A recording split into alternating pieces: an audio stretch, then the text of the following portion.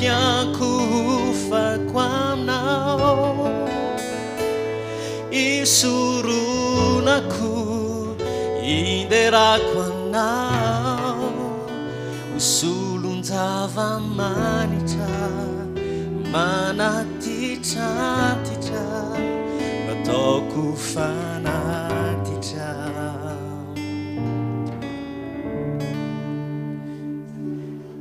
tile metele itukanai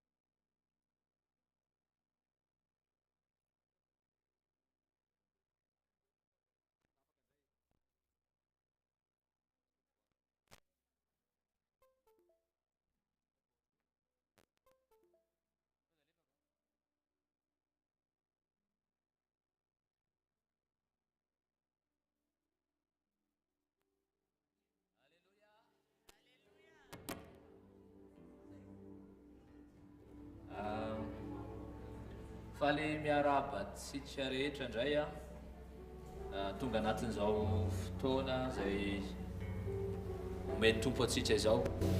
Mino fa tonga indray eto tsika miaraka amina fiandrasana miandro ny tompo isika satria fantatra hoe Andriamanitra manokatra nyity fotoana androany ity a mba hitahina ny fanahintsika, ampaherezana atsika dia ahafahantsika indray tena androso ary tombo amin'Andriamanitra.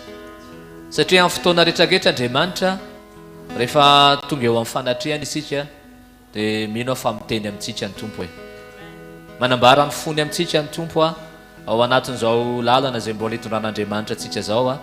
Izay ataoko hoe tsy mora fa tena sarotra le izy a fa mahatoky ny tompontsika ao anatin'izany rehetrarehetra izany.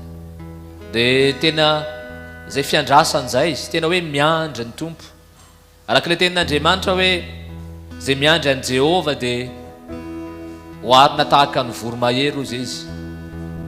Tena miazakazaka izy ka tsy reraka dia Andriamanitra mihitsy ny manome hery dia manome fahasoavana ho azy a. Dia anome fahasoavana ho anao Andriamanitra androany, ampahery anao manokana Andriamanitra androany. Anatin'izao fanombohana izao a hidera azy isika, ankalaza azy a dia mino hoe hanokatra ny fotsikitsika tsiraray avy a na ho anao izay manaraka mivantana izao fotoana izao a dia miarabanao koa izahay tonga soa anatin'ity fotoana androany ity a. Izay fotoana ataoko hoe hitahian'Andriamanitra manokana ny fanahinao a, fotoana izay ahafahan'Andriamanitra indray manambara ny fony aminao a, fotoana izay ahafahan'Andriamanitra indray mikasika manokana anao ty fotoana androany ity a. Dia ndao tena anatena azy androany anatena ny kasika Andriamanitra, ny fanasitranan'Andriamanitra, ny fananganan'Andriamanitra, ny famonjena avy amin'Andriamanitra. Mety mbola tsy nandrean'izany filazantsara anao fa mino androany fa tsy kisendrasendra nafahanao koa tena hoe manaraka mivantana izao fotoana izao a. Dia ndao tena hiandry azy isika satria mino fa ny fanamasin'Andriamanitra dia mitsoka any amin'izay aliany any amin'izay misy atsika tsiraray avy any a. Izy no andresy lahatra atsika, izy no hitarika atsika amin'ny fahamarinana amin'ny marina rehetrarehetra, tsy amin'ny herin'ny tenantsika fa amin'ilay herin'ny fanamasin'Andriamanitra. Ndao tsika hitsangana dia hivavaka amin'izao fotoana izao, ndao tena angetaheta ny tompo androany a, hiandry azy a, anatena azy a. Fa mino hoe teny kely avy amin'Andriamanitra fotsiny androany dia afaka ampahery ary anangana anao. Mety reratra ianao, mety ketratra ianao fa mino hoe eto Andriamanitra, eto ny fanatrehany a dia afaka hiasa manokana ao anatinao Andriamanitra. Raha io makasitraka feno anao izahay, misaotra ny amin'ny fotoana izay omenao anaindray androany. Tena manatena anao izay Jesosy a, tahaka an'ilay dera mianana miandro ny rano anony izahay amin'ity maraina ity indray. Ianao ilay Jehovah Andriamanitra iray izay nahariana ny zavatra rehetrarehetra. Araka ny teninao Andriamanitra hoe ny teny ianao dia ary ny zavatra rehetra. Tompo tsy miovy ianao, araka ny teninao maly sy anio ary mandraka izay. Mbola afaka miasa eto amin'ity toerany tenao androandro, afaka mikasika fo ianao, afaka mampahery ianao, afaka ny manangana ianao, afaka ny mandresy lahatra ianao. Satria tsy anjaranay ny mandresy lahatra olona fa ny fanahinao Andriamanitra iray. Tompo tena misatondra tanteraka aminao izahay amin'ity fotoana androany ity. Ary mino izay Jesosy fa ilay fanahy mahery avy aminao izay mbola miasa ary miasa eto amin'ity toerana ity mitondra kasika manokana aminay tsiraray avy eto na ny manaraka mivantana izao fotoana izao. Mampahereza androany Jesosy a, manangana androany Jesosy a, mitenena Jesosy androany a. Tena omano ny fony tsiraray avy androany, andre izay teny avy aminao, andre izay zavatra tianao ampita indray aminay fiangonanao. Ndreto izay androany Jesosy a, tena miandry ary manatena anao. Ny voninahitra rehetra dia aoka ho anao rery any amin'ny anaran'i Jesosy a. Ndao tsika tiaka mafy an'Andriamanitra dia ndao hidera azy androany. Mifali, miubia, mite afakana nyanao, ira fiderana, kasandat ma, doa nandratra feo atsikitsiky mifali, miubia, mite afakana nyanao, ira fiderana.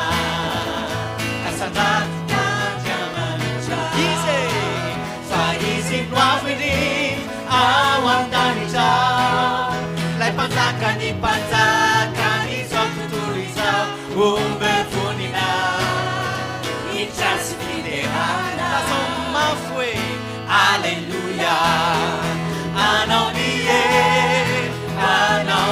eo azony voninahitra anao izao rehetra izao anao ny fahefana anao ny fanjakana atrizay ka homandraky zanamie anao ny anao ny aja anao izao rehetra izao anao ny fahefana anao ny fanjakana atrizay ka homandraky zany alleluia dia raha tompo ankalazao izy fa tsara ny andriamanitsika ambony indrindra izy lay mpiay atsika izy lay mpiaro atsika izy lay mitsito atsika mandrakizay alleluia mifali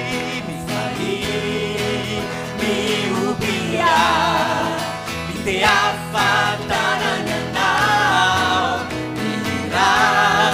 hira fiderana kasanato mafy mifeona mifali miobia mitea fatanany anao hira fiderana nyandriamanitao kasanato nyandriama izy no avy indrindra fa izy no avy indrindra ao an-danitra eniky ny vonina iny zao tontolo izao ome vonina hiditra sy fiderana oh alleluia anao ny asa anao izao rehetra anao ny fahefana anao ny fanjakana atrizay ka homandraky anao ny asa neraiko ianao tompo anao izao rehetra izao anao ny fahefana anao ny fanjakana atrizay ka homandraky atrizay ka homandraky atrizay ka homandraky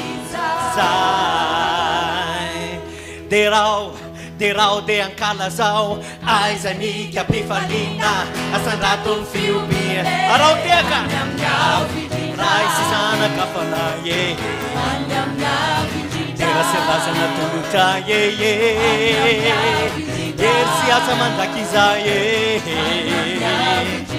o jesosy malalo izahay tsy ale fanandrasanao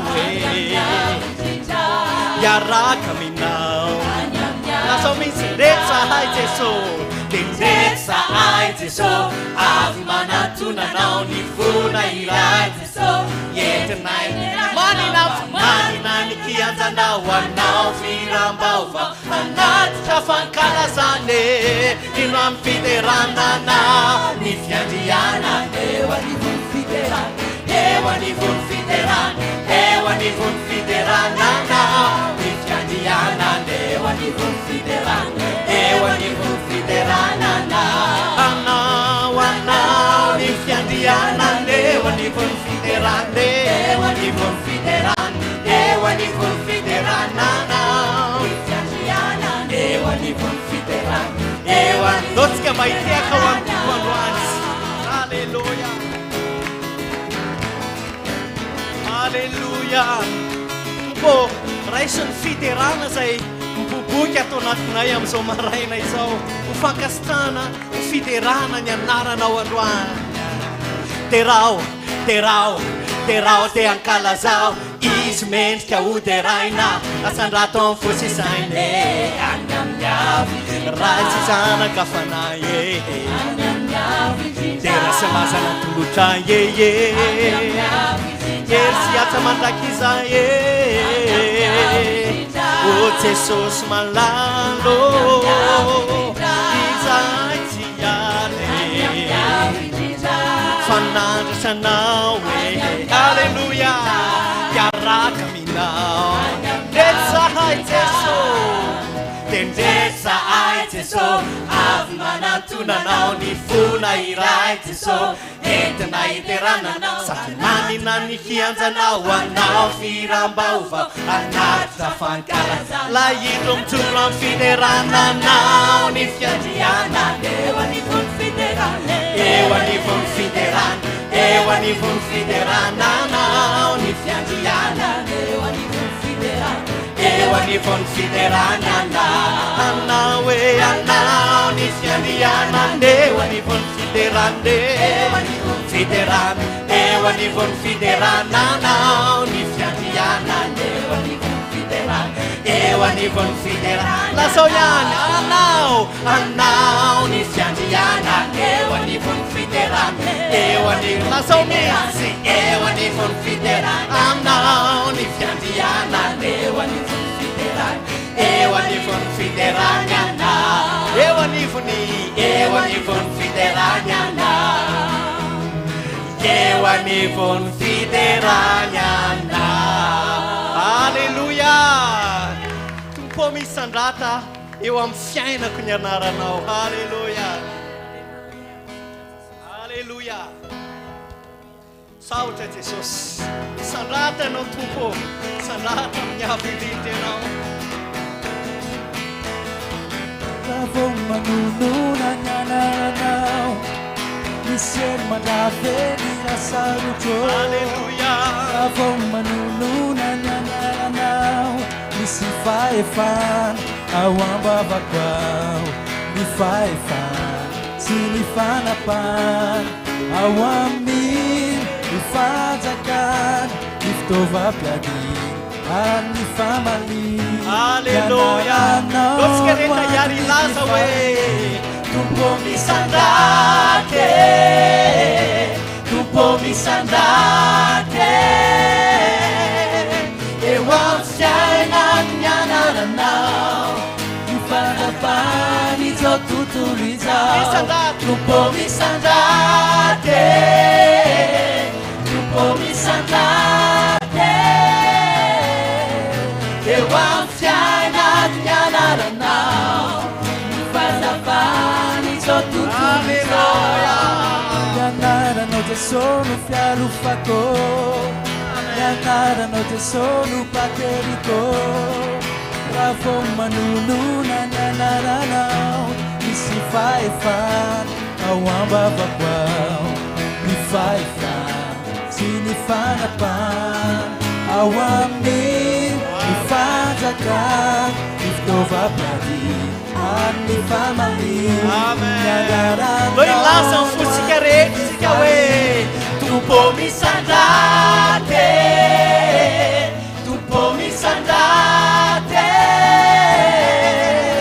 Eo amin'ny fiainako ny anaranao Fanavany izao tontolo izao Tompo misandrake Tompo misandrake Eo amin'ny fiainako ny anaranao Fanavany izao tontolo Aso farany hoe Tompo misandrake Tompo misandrake Eo amin'ny fiainako ny anaranao Fazavany izao tontolo izao Tompo misandrake Tompo misandrake Eo amin'ny fiainako ny anaranao Fazavany izao tontolo izao Halleluja Halleluja Zany mihitsy Tompo Zany ny fiderana izay asandratra amin'ity maraina ity Marina eo ny hira Eo ny zavatra rehetra mety ivelany Fa ny ato anatin'ny fonay mihitsy Tompo No misy fankalazana anao Arakaraka me atombotra ny fiavianao Dia vao mahay me mahita tazana ny fanjakanao zay me mahita tazana tompo lanitra aho izay. Halleluia. Dia raha izy raha lasa anabavy eo tsy fotoana tsony zao itoerantsika tena ao anatin'ny fomba mpivavahana fa fotoana zao tena hipanjenantsika ny tombotsika marina. Halleluia. Nanandratsika ny lohantsika hiaikaitsika mandriamanitra azy. Halleluia. Deranao zay tompo, deranao ny amin'ny souveraineté anao izay, deranao zay ny amin'ny mamasy mandridy anao, deranao zay ny amin'ny fahalebiaza anao. Aoka anao anandratra ny feo anao. Tena derao izy androany lasa anabavy eo. Mbola nomeny anty fotoana androany ty indraytsika androany afaka ankalaza azy, afaka iaonantsika aminy. Ndao tena ankalaza azy amin'ny fotsika ray manontolo isika. Halleluia. Halleluia. Halleluia. Halleluia. Oh, halleluia. Oh, oka ny fiangonana tena iakohaka eo anatrehan'ny tompo androany. Aoka tena oreny tompo ny fotsika fiangonana androany. Ny fiaiketsika azy, fiaiketsika azy marina ao anatin'ny fotsika ao. Halleluia. Otsika hiara-hirany zany iry zany a, hiara-nandratra ny feo atsikasika hirany zany hoe masiny anao. Aoka ho an'ny tompo reriany zany fiderana izany, aoka ho an'ny tompo reriany zany fiangofany zany. Halleluia. Andao hiara-hirany zany tsika hoe masiny anao.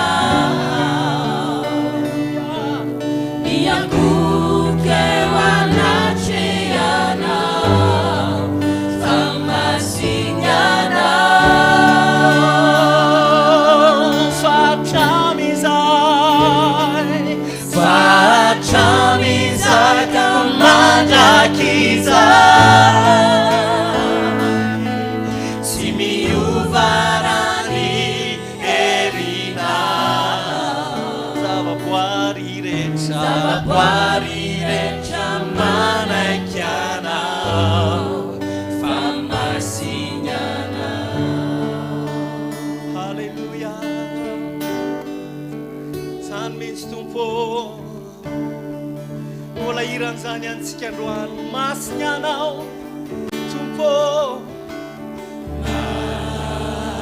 Masiny anao. Halleluia. Halleluia. Masiny anao. Masiny anao andriambany tsy misy tuana famasinyana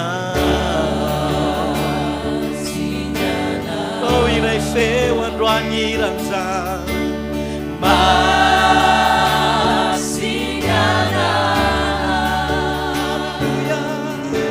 famasinyana andriamany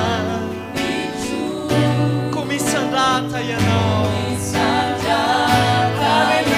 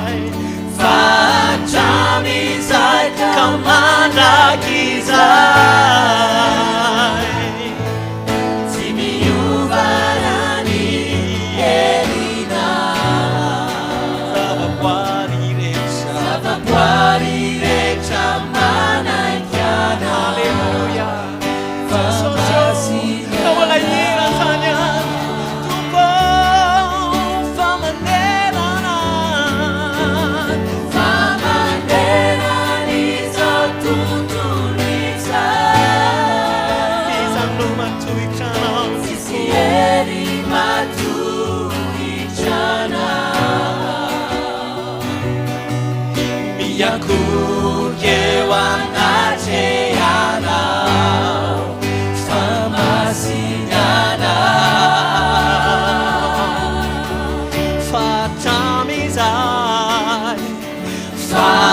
fatramizay ka mandrakizay tsy miovana ny herina zavaboary rehetra manaky anao rahalasy anabavy eo ndao velantsika nezany feky zany a dia anao tsika tena hivavaka afaka mihira firam-baovao amin'ny tompo ianao afaka midera azy ianao fa zava-dehibe indrindra androany dia tena ny afatsika midera azy tokoa androany halleluia halleluia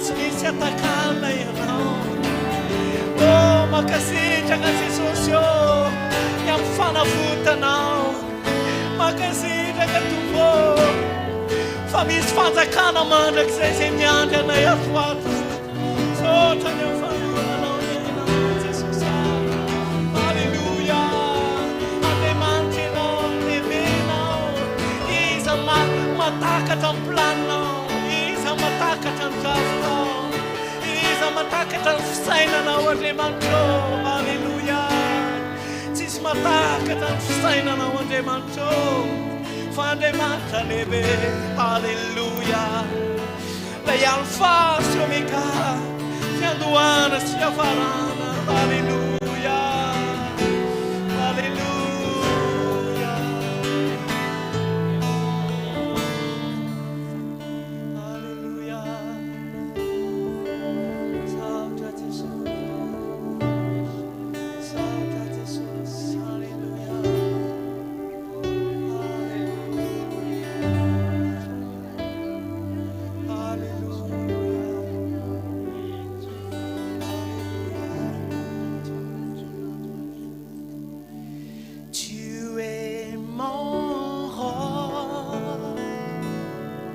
au jour de la détresse. Et si je t'en tu me relèves dans la tempête,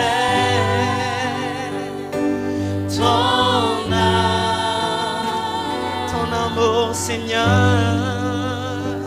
me ramène au bord. Tu es mon seul espoir. Tu es mon roc au jour de la détresse. Tu es mon roc au jour de la détresse. Et si je t'en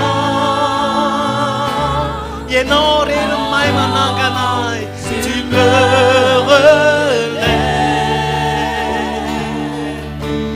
dans la tempête,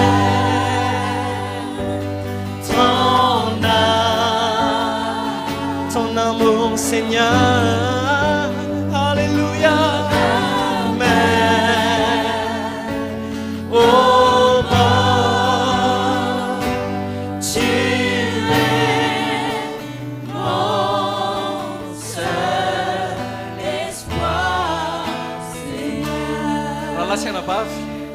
mihiran'izany hira zany tsika tsy amin'ny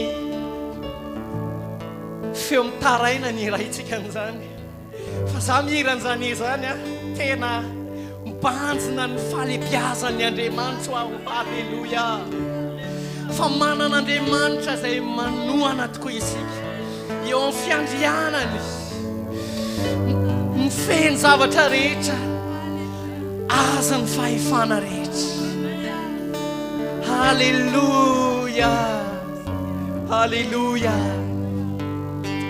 Sy tenin'Andriamanitra atao amin'ny salamo fa 4:7 zao lazay ny tenin'Andriamanitra. Andriamanitra noaro. Tiako isika raha mamaky an'ity tanareo a tsy amin'ny tanondrika akory fa ideratsika ny Andriamanitsika hoe iza ny tompontsika. Amen. Ary na mihiran'izany hira zany ary tsika dia tsy mihira ao anatiny hoe malahelo isika dia misy fitanondrehana fa kosa tena ny alehibe ny Andriamanitsika isika. Andriamanitra hozy izy noary sy ero atsika, mpamonjy mora azo indrindra amin'ny andro fahoriana izy, koa amin'izany no tsy atahorantsika. Amen. Mbola misy matahotra veto amin'izany no tsy atahora, izany tsy atahorantsika na dia ho levina aza ny tany na mifindra ho any anatin'ny ranomasina aza ny tendrombohitra.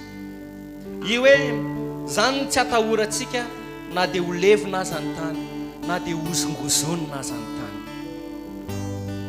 Andriamanitra dia hanozongozona ny tany atoato raha lasiana bavy. Hanozongozona ny tany Andriamanitra atoato. Fa manahoana ny fijoroantsika eo anatrehany, manahoana ny finoantsika azy marina. Reo mijery an'ilay Efesiana toko 4 dia ny any amin'ny 17 any fa ho sedraina avokoa ny fanorenana rehetra. Dia any amin'ny farany izy milaza hozy izy hoe ho an'izay manana ny Kristy ho fiorena ny fanjavatra rehetra teo ambony, zany manambara ny fatokiny rehetra, dia ho sedraina amin'ny afo avokoa ny zavatra rehetra. Fa misy ao anatin'izany a ny fananany an'i Kristy sisa ny amonjena azy toy ny amin'ny afo raha lasy anabavy. Raha mbola manana fotoana fohy isika ndao aneo ny fatokitsika amin'ny tompo. Amen. Rehefa ho avy ny fotoana izay hanoneran'ny tompo amintsika ny valim-pity atsika, manahoana ny fatokitsika tao anatin'ny fanenjehana, manahoana ny fatokitsika teo anatrehan'ny tompo tao anatin'ny fitsapana, manahoana ny fatokitsika teo anatrehan'ny tompo tao anatin'ny fotoana be dia be izay nomeny tompo atsika. Fa rehefa apetraka tsika ka ho sedraina amin'ny afo, inona ny tafatoetra eo? Mino fa tsy ny finoantsika an'i Jesosy fotsiny tafatoetra eo, fa tafatoetra fatokitsika tao anatin'ny fanenjehana, fatokitsika tao anatin'ny firaisampirahalahy, fatokitsika tamin'ny ara-polatsika, dia ho tafatoetra daholo izany rehetrarehetra. Amen. Mba tsy ho vonjena toy ny amin'ny afo fotsiny anesika ny tenatsika. Aza mahatonga mihiran'izany izany mbola tiana mafy ao anatrehan'ny tompo hoe tompo, mbola ao anatin'ny aty ankehitriny, mbola ao anatin'ny azakazaka ankehitriny, fa manan'Andriamanitra mahery. Mbola te aneo aminao ny amin'ny fatokiko manokana, satria ny ten'Andriamanitra ny tsararay avy dia samy ampamoana ho an'ny tenany avy, tsy ho an'ny tenany pasteurany, tsy ho an'ny tenany rahavavo, fa ho an'ny tenany. Zany hoe enao sy Andriamanitra. Vonina ve enao na hiara-dia amin'ny tompo ninina eo anoloanao ankehitriny, eo anoloanao ankehitriny, aneo aminao tsy amin'ny asa tompo fa mifatokina, tsy amin'ny asa, tsy hitanisany asako ianao any an-danitrany fa hitanisany fatokiko ianao. Halleluja. Halleluja.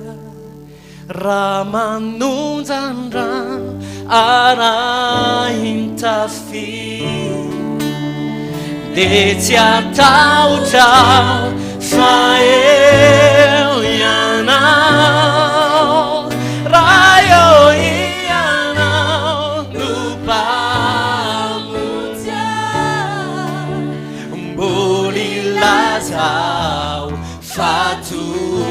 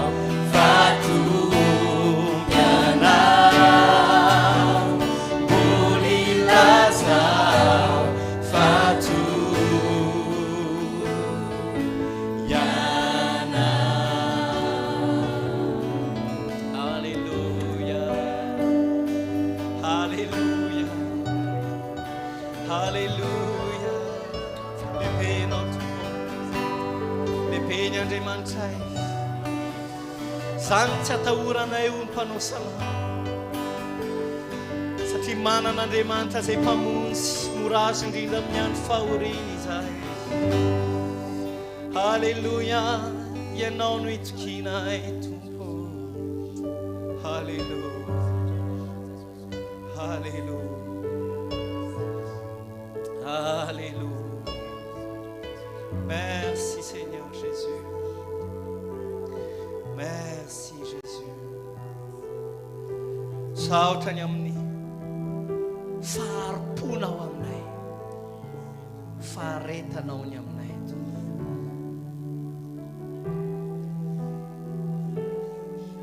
Alléluia.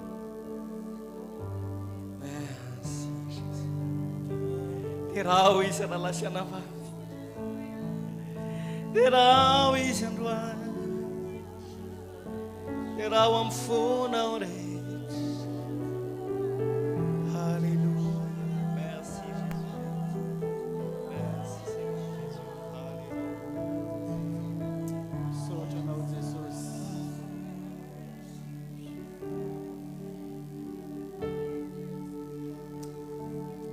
Ho avy faingana Jesosy. Aoka izay masina ho masina hatrany hatrany.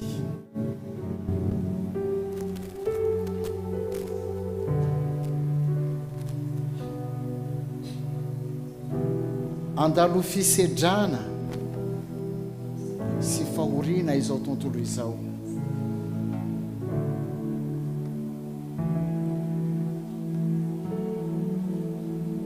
Fa izay rehetra matoky ny Tompo dia novoery isan'andro isan'andro.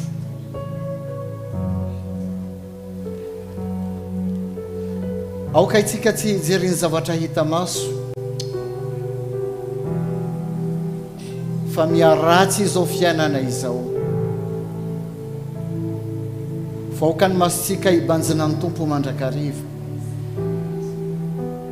Fa izy efa nampanantena fa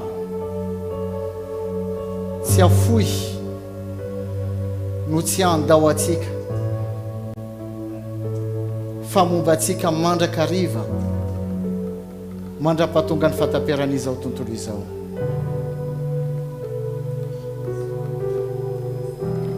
Tsy homenatra, tsy ho angasiasy izay rehetra matoky azy, satria Andriamanitra mahatoky izy. Andriamanitra tsy miova, marina amin'ny teniny, marina amin'ny asany. Ho levona ny zavatra rehetra fa ny teniny tsy ho levona. Maharitra mandrak'izay.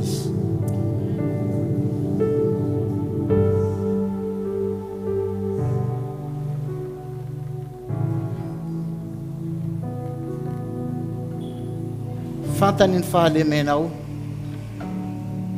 fantany fa kely hery, marefo sady osa.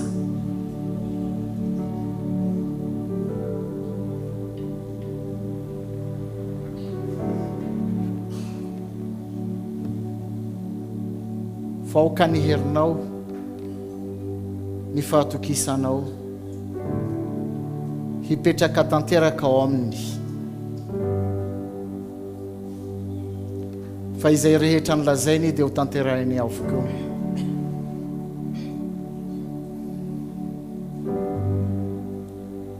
Fitiavana mandrak'izay no tiavany anao.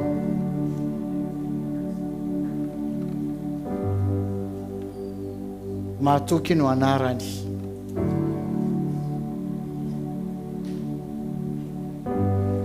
Izy no ilay mipetraka ao ambony seza fiandrianana ao an-tanànan-kavanan'Andriamanitra ka mifehy izao rehetra izao. Zanako sy ny asany tanako ao ka ho adidiko ihany ho izy ny tompo. Koa mahereza sy matanja ka aza matahotra na hivadi-po fa mombanao aho ho izy ny tompo. Malala eo amasoko ianao ka aza mierikeryka foana fa fitiavana mandraka izay no tiavako anao.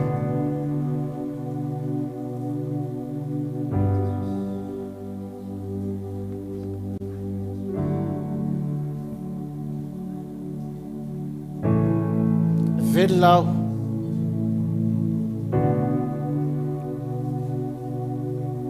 ary velona mandraka izay. Tsy miova ny fitiavako anao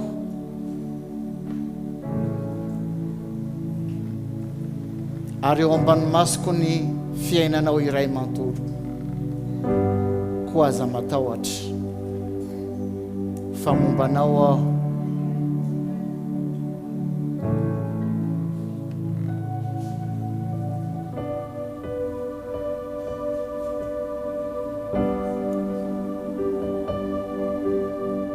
Sotranao Jesosy, sotranao Tompo.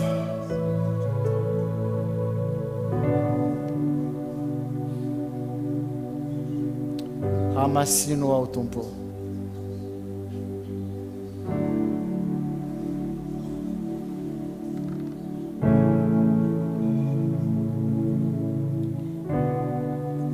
Aleluia. Sotranao Jesus. Amasino ao Tompo.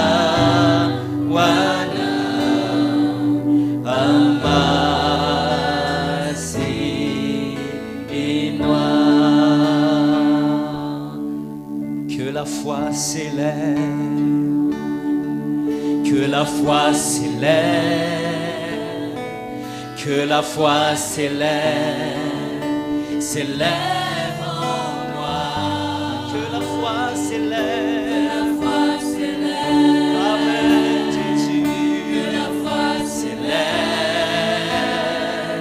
que la foi s'élève en moi, que la foi s'élève, Alléluia, que la foi s'élève,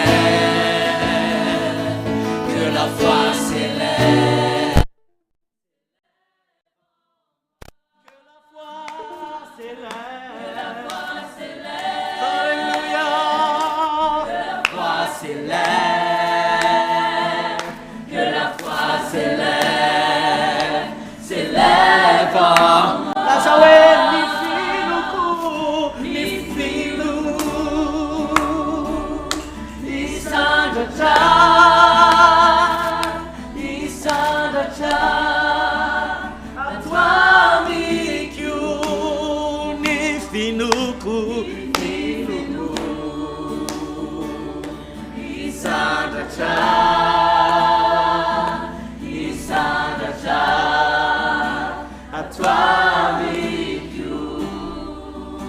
Aleluia.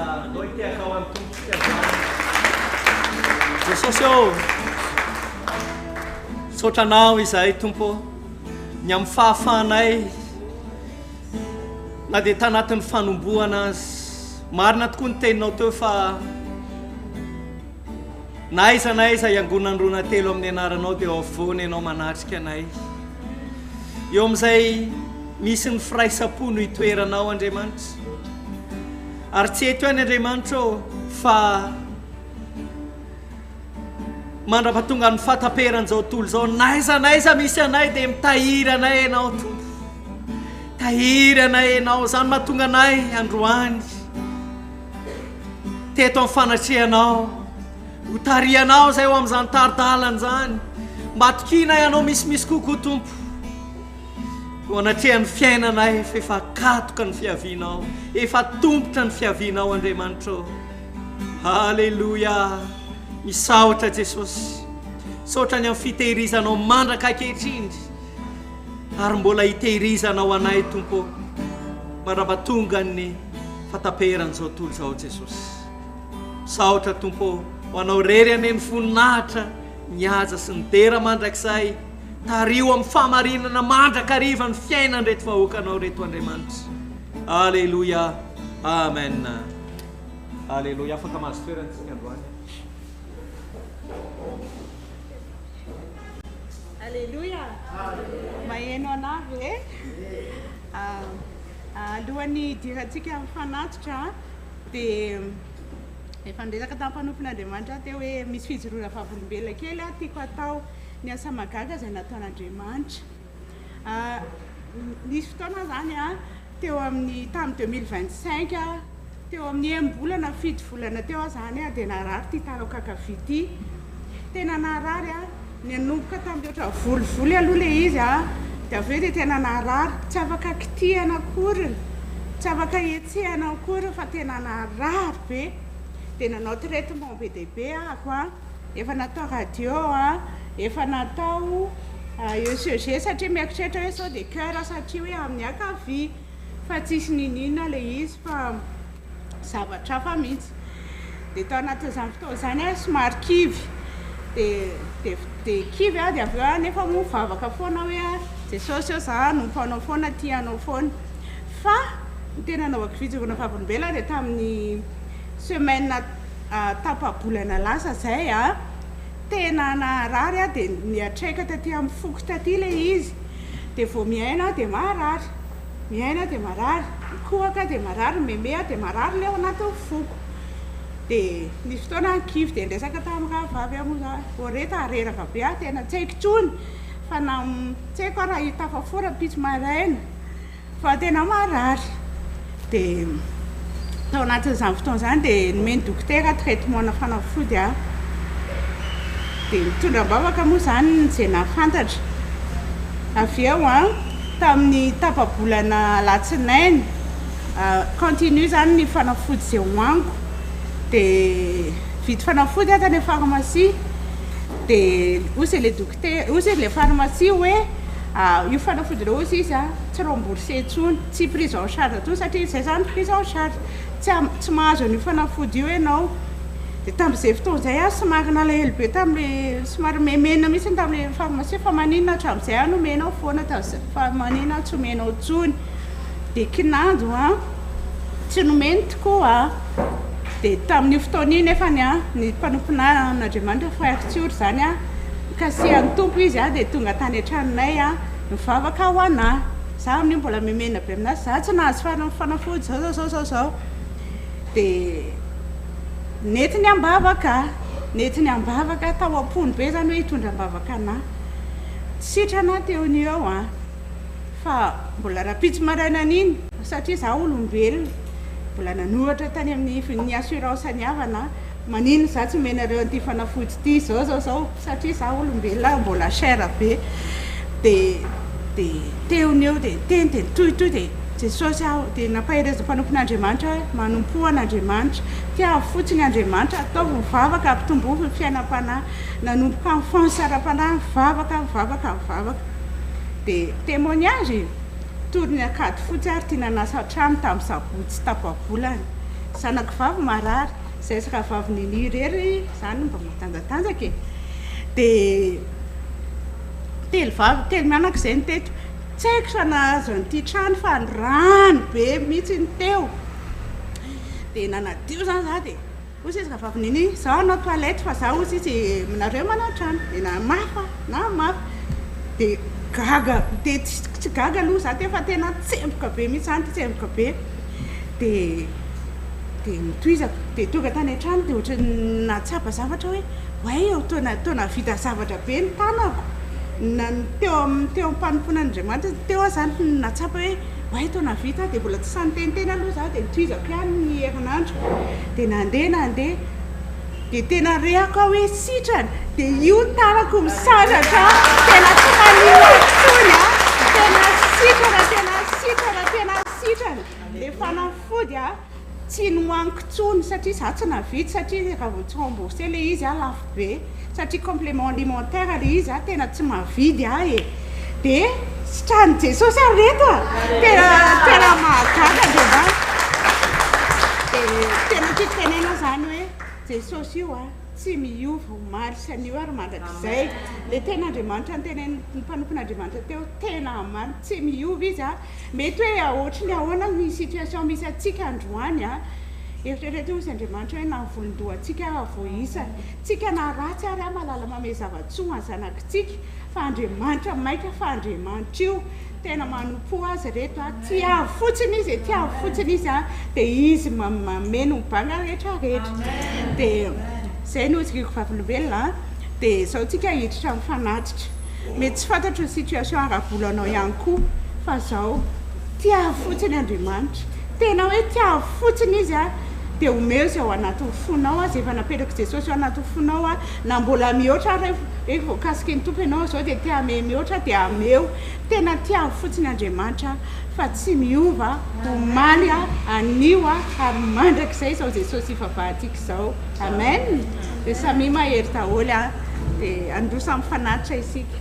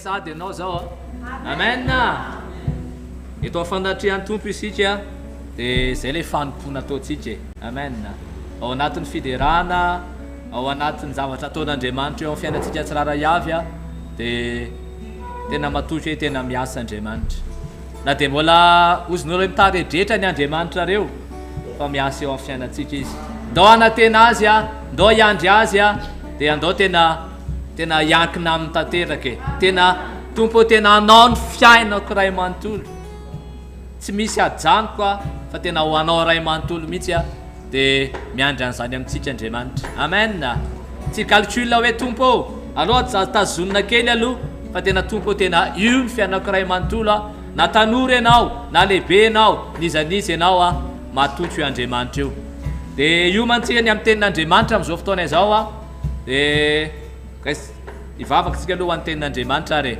ametraka ny tenin'andriamanitra eo ampelantanany tompo a matoky sika fa hanambara ny fondray andriamanitra amin'ity dia aoka hisokatra ny fonao androany na ho anao izay manaraka mivantana sokafo ny fonao fa andriamanitra dia miteny ary manambara ny fony a amintsika amin'izao vaninandro faran'izao a ahafahantsika tena hijoro ao aminy a ahafahantsika tena mbola mandeha mahintsy ary hitombo a ao aminy a hatrany hatrany toa hitsangatsika dia hivavaka amin'izao fotoan'izao a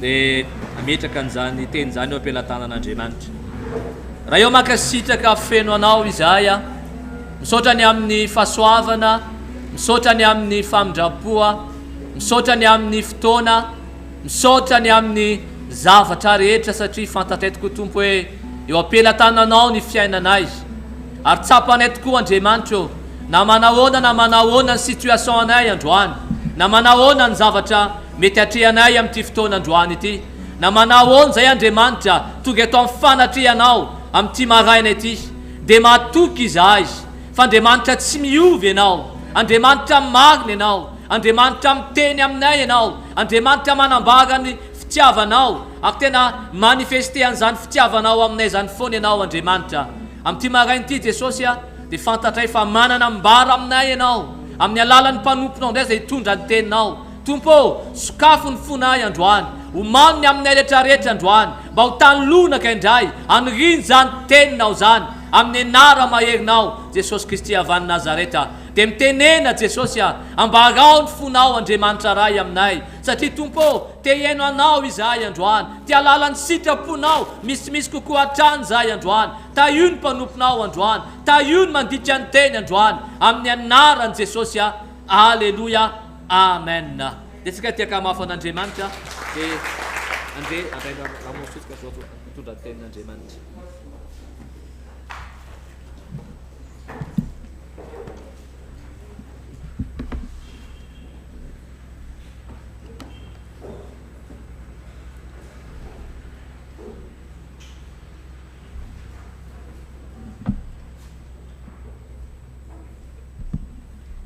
Alléluia.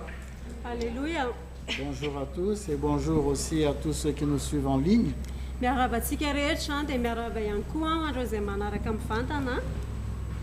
C'est une grâce et un privilège de pouvoir nous retrouver ensemble et de pouvoir louer le Seigneur, l'adorer, le servir. C'est une grâce vraiment exceptionnelle. Le frère Tsuri a dit tout à l'heure il a parlé un peu de ce qui est en train de se passer dans le monde en ce moment. Le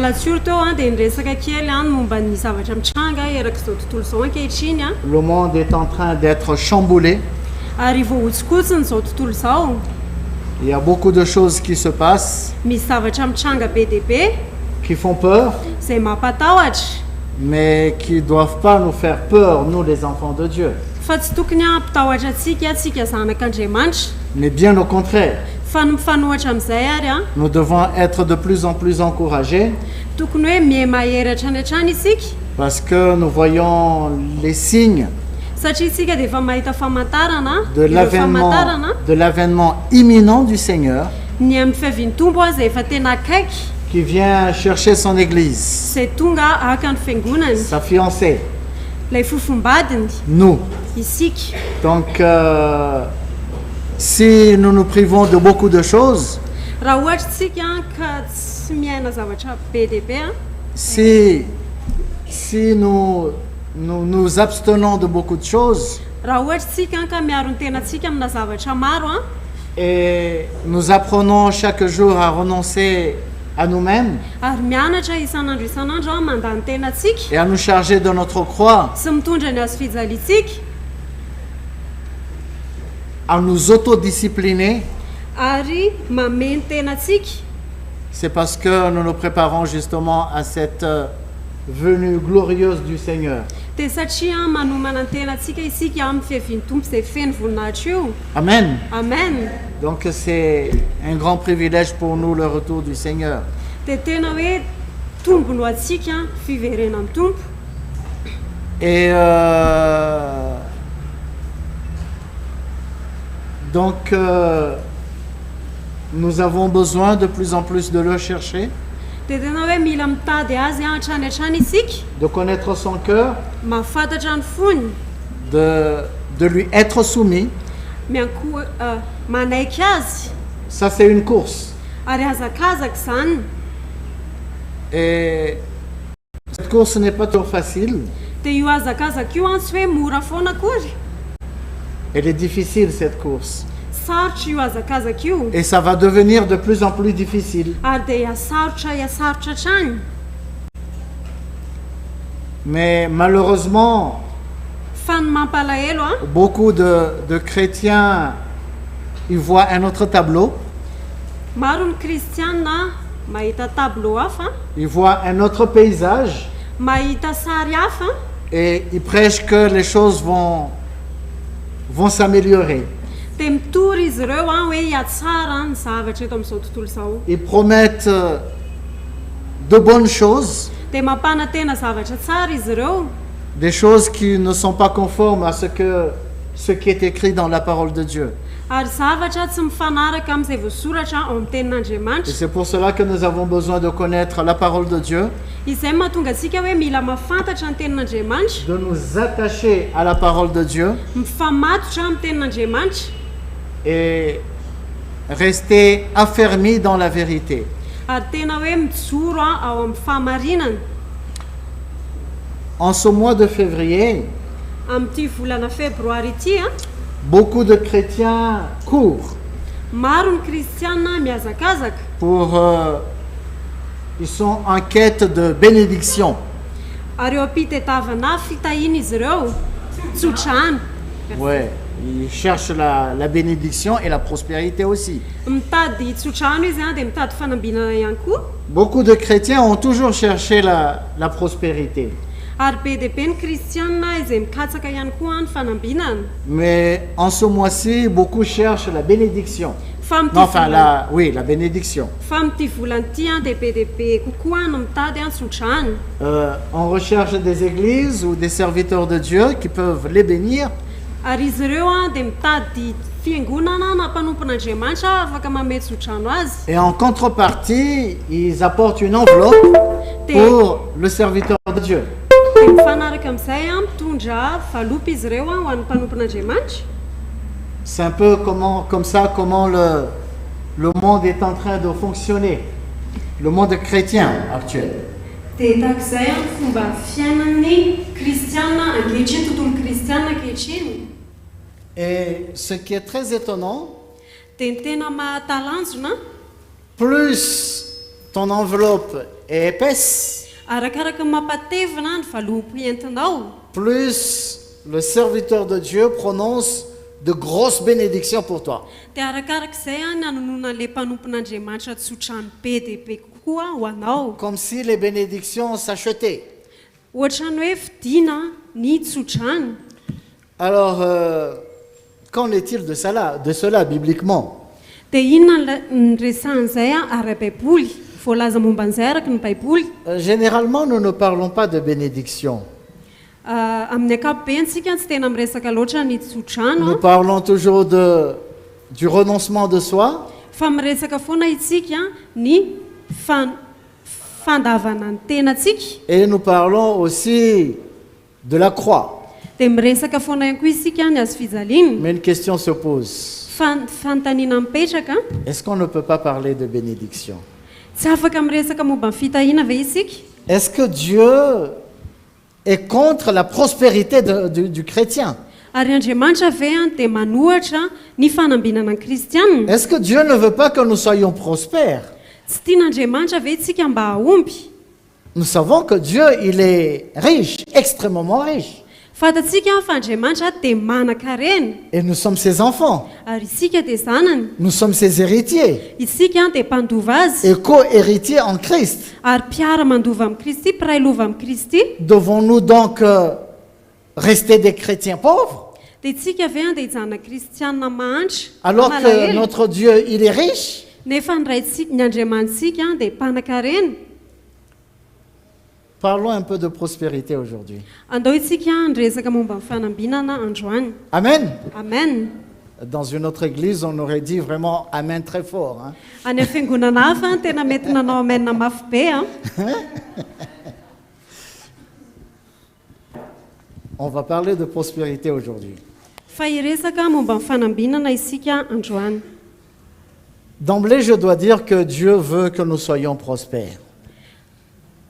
Ny tiako tenena voalohany a dia hoe tian'Andriamanitra isika raha omby a na ao ambininy. Amen. Amen. Regardons un passage dans l'épître, la 3e épître de Jean. Andao isika hijery andalana ao amin'ny epistily nosoratany Jaona, ny epistily fahatelo nosoratany Jaona, Jaona fahatelo zany. 3 Jean.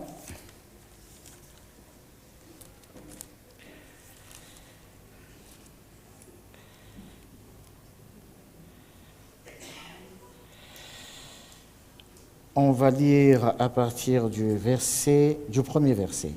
Dia ovakitsika manomboka amin'ny andiny voalohany. L'ancien à Gaius, le bien-aimé, que j'aime dans la vérité. Bien-aimé, je souhaite que tu prospères à tous égards et sois en bonne santé, comme prospère l'état de ton âme. Izao loholo ny mamangany kaio, ilay malala izay tiako amin'ny fahamarinana. Ry malala, mangataka aho mba ambinina sy ho salama amin'ny zavatra rehetra ny hainao, tahaka izay anambinana ny fanahinao ihany. Gaius n'était pas un ancien, Kaio dia tsy loholo izy, c'est un frère, c'était un frère. fa rahalahy izy.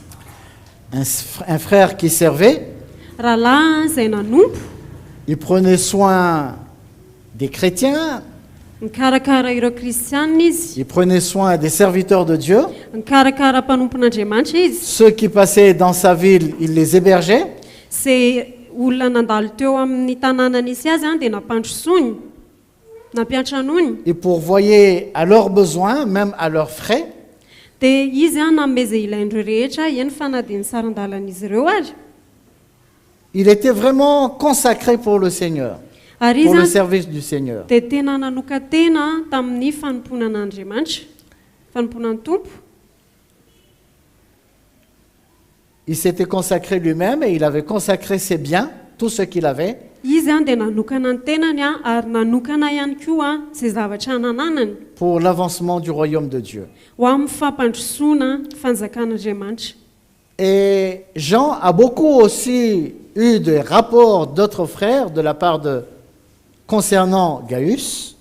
Dia ijaona ihany koa dia naray tatitra maro avy amin'ireo rahalahy momba ny Kaio. Non seulement il connaissait, il savait comment Gaius vivait, Tsy hoe fantatra izy ireo fotsiny hoe ohatrany ahoana fomba fiainan'ny Kaio a, mais il avait reçu beaucoup de bons rapports de sa part, fa le concernant. fa tena hoe naray tatitra tsara momba azy izy ireo. Izy Et c'est là qu'il a écrit cet épître, dia teo no nanoratany an'ity epistily ity, ou plus précisément ce passage, na ity andalana ity, où il a dit « Je souhaite que tu prospères à tous égards. izay nanoratany hoe mangataka aho mba ho ambinina amin'ny zavatra rehetra ny hainao, Et sois en bonne santé, comme prospère l'état de ton âme. » tahaka izay anambinana ny fananao ihany. Donc, il y a 3 aspects. Zany hoe misy lafiny telo eto a, Il y a l'état de l'âme de Gaius, misy a toe-panahy Kaio qui était prospère, izay nambinina, qui était très prospère, izay tena nambinina tsara. mais Jean Fa i Jaona a prié dia nivavaka na pour que nangataka cette prospérité mba io fanambinana io a s'étende au niveau de sa santé dia ho tonga hatrany amin'ny fahasalamany et dans tous les aspects de sa vie. ary ao eo amin'ny lafi-piainany rehetra. C'est-à-dire que Jean est en train de dire que Izany hoe Jauna dia eto dia milaza hoe il souhaitait que Gaius soit prospère matériellement, financièrement et dans son état de santé, physiquement. hoe teto i Jauna dia naniry mba ho ambinina amin'ny ara-materialy ara-bola ary ara-pahasalamana i Gaio, Comme il prospérait dans l'état de son âme. tahaka ny hoe nanambinana azy eo amin'ny toe-panany. C'est-à-dire, il grandissait en esprit, Izany hoe nialehibe izy teo amin'ny ara-panahy, mais il avait besoin aussi de grandir, où Jean a prié pour que les autres aspects de sa vie connaissent un épanouissement. dia izy ihany koa zany dia mila ho ambinina na hoe ny lafi-piainany hafa ihany koa dia ho ambinina ihany koa. C'est-à-dire qu'il ait une prospérité matérielle, financière, et qu'il soit en bonne santé. Izany hoe ho ambinina izy eo amin'ny ara-materialy ny ara-bolany sy ny fahasalamany, Mais pas seulement dans le domaine spirituel. fa tsy hoe eo amin'ny lafiny ara-panahy ihany. Et aucun passage dans la Bible ne contredit cela. Ary tsy misy andalana ao amin'ny baiboly izay mifanohatra amin'izany na manohatra an'izany. Il n'y a pas de mal à être riche. Ary tsy misy olana raha hoe manan-karena, Il n'y a pas de mal, tsisy maharatsy azy. il n'y a pas de mal à être béni financièrement et matériellement. Ary tsisy maharatsy ny hoe tahina ara-bola sy ara-materialy, Il n'y a pas de mal à cela. tsy misy maharatsy an'izany. Mais la question qui se pose, Fa ny fanontaniana izay mipetraka c'est de savoir comment dia ny est-ce que nous sommes bénis. dia ny mahafantatra hoe manahoana ny fitahinantsika Ou na ny fomba de ahoana ny quelle fitahinantsika, manière est-ce que nous recevons ce que nous appelons bénédiction. na hoe amin'ny fomba manahoana ny andraisantsika nilay antsointsika hoe fitahina, Ou encore, c'est quoi une bénédiction? na koa hoe inona ny atao hoe fitahina. Je vais montrer deux situations. Ampiseho toe-javatra anankiroa, Parce que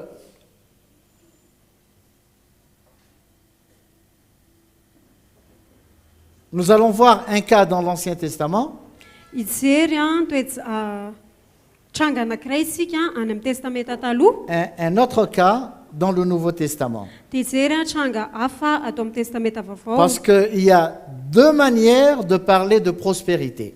Satria misy fomba anankiroa iresana ny atao hoe fanambinana. On peut parler de la prospérité selon la Bible, Afaka miresaka isika ny fanambinana ara-baiboly, c'est-à-dire selon l'esprit de l'Évangile, izany hoe araky ny fanahin'ny filazantsara.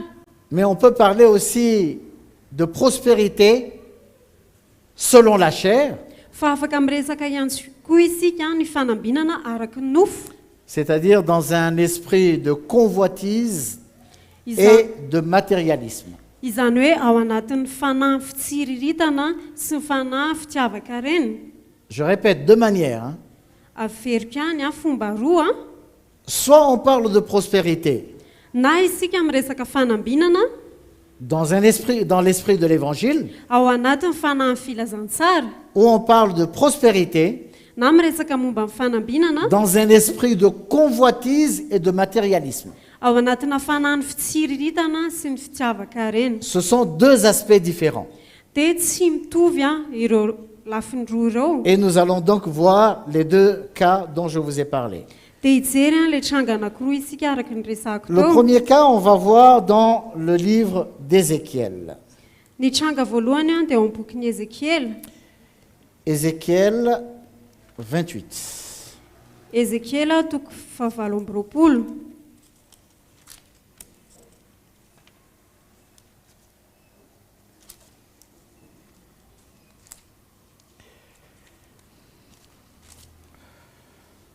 Nous allons lire à partir du verset 13. Fakitsika manomboka amin'ny 13. Tu étais en Éden, le jardin de Dieu. Tu étais couvert de toute espèce de pierres précieuses, de sardoine, de topaze, de diamant, de chrysolite, d'onyx, de jaspe, de saphir, d'escarboucle, d'émeraude et d'or. Tes tambourins et tes flûtes étaient à ton service, préparés pour le jour où tu fus créé. Tu étais un chérubin protecteur aux ailes déployées. Je t'avais placé et tu étais sur la sainte montagne de Dieu. Tu marchais au milieu des pierres étincelantes. Tu as été intègre dans tes voies, depuis le jour où tu fus créé jusqu'à celui où l'iniquité a été trouvée chez toi. Verset 16, par la grandeur de ton commerce, tu as rempli de violence. Tu as été rempli de violence et tu as péché. Je te précipite de la montagne de Dieu et je te fais disparaître, chérubin protecteur, du milieu des pierres étincelantes. On s'arrête là. Tany Edena san'Andriamanitra ianao, ny vatosoa rehetra no eloelo teo amboninao, dia ny karneola, ny topaze, ny onyxa, ny chrysolite, ny berila, ny jaspi, ny safira, ny robine, ny émeraude ary ny volamena. Ny fampanenona ny ampongatapakao sy ny sodinao dia tao aminao, tamin'ny andro namoronana anao dia natao koa ireo. Ianao no kerobima voaositra izay manaloka, fa voatendrika ianao. Tao an-tendrombohitra masin'Andriamanitra ianao, tao amin'ny vato mirehitra no nitsangatsangananao. Tsy nanan-tsiny ianao tamin'alehanao hatramin'ny andro namoronana anao, ka mandra-pahita eloka tao aminao. No ny abetsan'ny varotra nataonao dia nofenona loza tao aminao, ka nanoty ianao ary dia nolotoko, ka nariko ny ala tamin'ny tendrombohitr'Andriamanitra ianao ary nosimbako ianao kerobima manaloka hiala tao amin'ny vato mirehitra. Qu'est-ce qui s'est passé ici? Inona ny zavatra nitranga teto? C'est une histoire que nous connaissons bien sans doute. Minao hoe tantara efa fantatsika tsara ty. Ça parle de la chute de Lucifer. Miresaka ito ny nalavon'ny Lucifera. Il était dans le jardin d'Éden, Tao amin'ny saha Edena izy, dans le jardin de Dieu. teo amin'ny sahan'Andriamanitra, Il avait une communion avec le Seigneur. ary izy dia nanana fifandraisana tamin'ny Tompo, Et dans le jardin d'Éden, ary tao amin'ny saha il y Edena avait toutes sortes de pierres précieuses, dia nisy karazana vatosoa maro be, des pierres de grande valeur. ary vato izay tena nanan-danja be. Et il était établi un peu comme le gestionnaire, le gérant de ses biens. Dia izy dia napetraka tahaka ny mpitantana an'ireo zavatra tsara ireo, Mais ces richesses appartenaient et ils appartiennent à Dieu. fa ireo aren'ireo dia an'Andriamanitra. Mais qu'est-ce que Lucifer a fait? Fa inona nataon'ny Lucifera? Le verset 16 nous dit, par la grandeur de ton commerce. Eo amin'ny andininy faha 11 izy dia miteny hoe noho ny abetsan'ny varotra nataonao. Il a commencé à faire du commerce, Nanomboka ny varotra izy, des choses qui ne lui appartiennent pas, zavatra izay tsy azy, des choses qui appartiennent à Dieu. zavatra izay an'Andriamanitra. Et c'est une des raisons pour lesquelles Dia isan'ny antony izany il a iray été izany précipité. izay nandatsahana azy, Parce qu'il s'est enflé d'orgueil, satria izy dia feno avinavina, il voulait être semblable au Très-Haut et même être au-dessus du Très-Haut. satria izy te hitovy. Mais en plus de cela, Fa ankoatran'izay ihany koa, il était en train de faire du commerce avec ce qu'on lui avait confié. dia nanomboka ny varotra izy amin'ireo zavatra izay napandraketina azy, Qui ne lui appartenait pas. izay tsy azy. On lui a donné pour prendre soin, Nomena azy ireo mba ho karakarainy, pour administrer. mba ho tantaniny. Mais il s'est mis à faire du commerce Fa izy dia nanomboka ny varotra, avec les choses de Dieu, les biens de Dieu. mivarotra ireo zavatra Andriamanitra. Et pour cela, Dia noho izay il anton'izay a donc été précipité.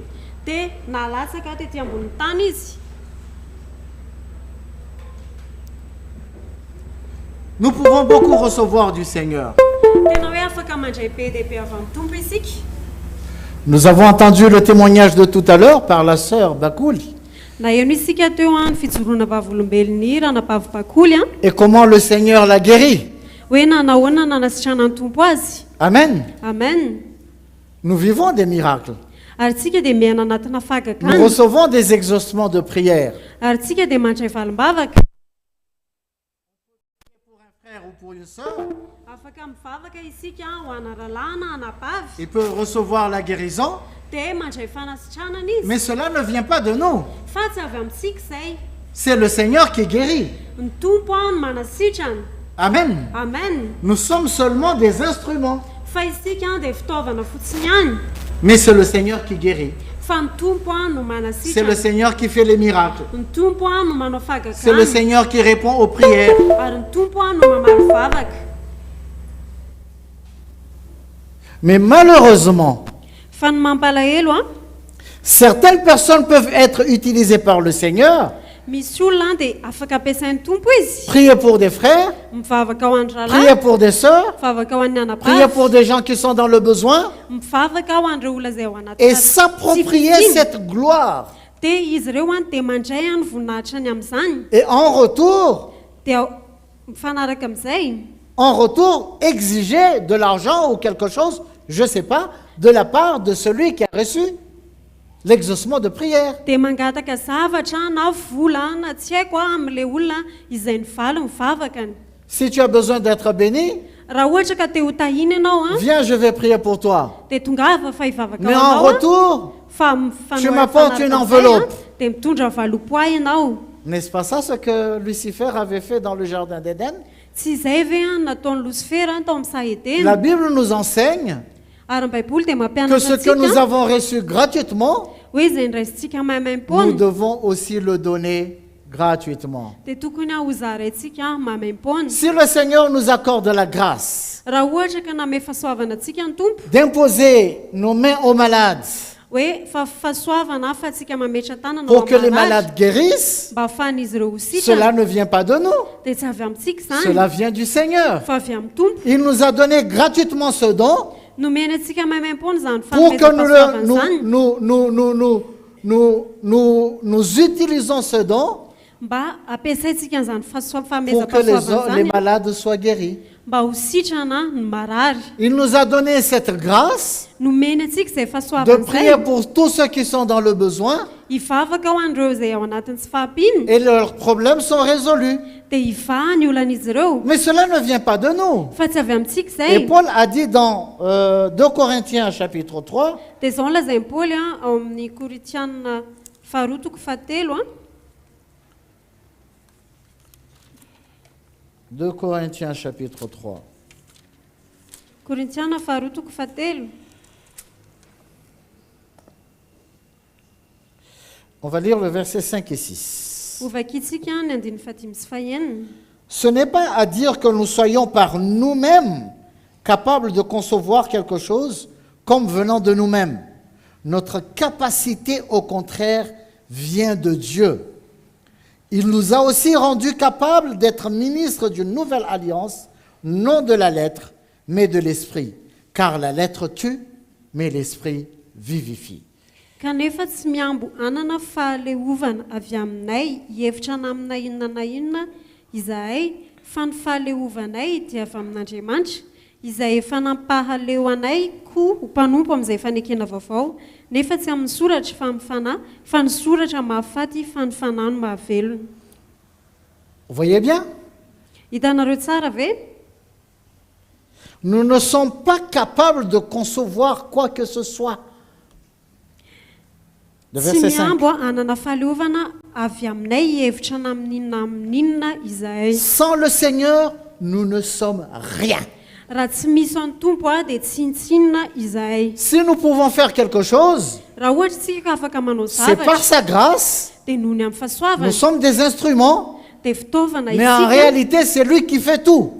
fa ny tena izy dia izy no manao zavatra rehetra C'est lui qui nous a rendus capables. ary izy no nanome fahaleovana C'est atsika. lui qui nous rend capables d'être ministres de la nouvelle alliance. Izy no nanome fahaleovana atsika D'être ministres de la nouvelle alliance. ny amin'ny mpanompo a mifanekena vaovao Si nous pouvons faire quelque chose, raha ohatra tsika ka afaka manao c'est par zavatra sa grâce. dia noho ny amin'ny Donc fahasoavana nous ne pouvons rien exiger en retour. dia zany hoe tsy afaka mangataka zavatra isika mifanaraka amin'izay On ne peut rien demander en retour. tsy afaka mangataka zavatra mifanaraka amin'izay isika Parce que ce n'est pas nous qui faisons les miracles. satria tsy isika no manao Ce n'est pas nous fahagagana qui guérissons. tsy isika no Ce n'est pas manasitrana nous qui résolvons les problèmes. tsy isika no mamaolana Mais c'est lui. fa izy Nous ne sommes que des instruments entre tes mains, entre ses mains. ary isika dia fitaovana fotsiny ihany a eo ampelantanany Amen. amen Donc nous devons être vraiment clairs là-dessus. dia tena tokony hoe mazava ny amin'izay isika Que personne ne peut bénir personne. hoe tsy misy olona afaka hita olona hafa C'est le Seigneur qui nous bénit. fa ny tompo a no C'est mitahntsika le Seigneur qui fait toutes choses dans notre vie. ary ny tompo a no manao ny zavatra rehetra eo amin'ny fiainantsika On ne peut pas s'approprier de la grâce du Seigneur ary tsika dia tsy afaka maka ny fahasoavan'andriamanitra ao pour antsika tromper les enfants de Dieu. ka mitaka ny zanak'andriamanitra Toute la gloire doit revenir au Seigneur et à lui seul. ary ny voninahitra rehetra dia tokony hiverina amin'ny tompo a irery ihany Lucifer, lucifera lorsqu'il a fait du business avec les affaires du Seigneur, rehefa nanomboka nanao raharaha-barotra izy a tamin'ny fananany tompo avec les biens du Seigneur, ny amin'ny fananany tompo a pour tirer profit, mba haka tombony qu'est-ce qui lui est arrivé? dia inona nitranga taminy Il a chuté. dia nazera izy lavo izy Il a été chassé du jardin d'Éden. ary ndroana tao amin'ny saedena Dieu n'était pas du tout content. ary andriamanitra dia tsy faliny aminy On va voir un autre exemple. ijery ohatra hafa On a isika parlé de l'Ancien Testament, on va voir dans le Nouveau Testament. ndresaka isika ny fanekena testamenta taloha teo a dia jendra On isika va tao voir dans testamenta Matthieu vaovao chapitre 21. ao amin'ny Matthieu a toko faraiky amby roapolo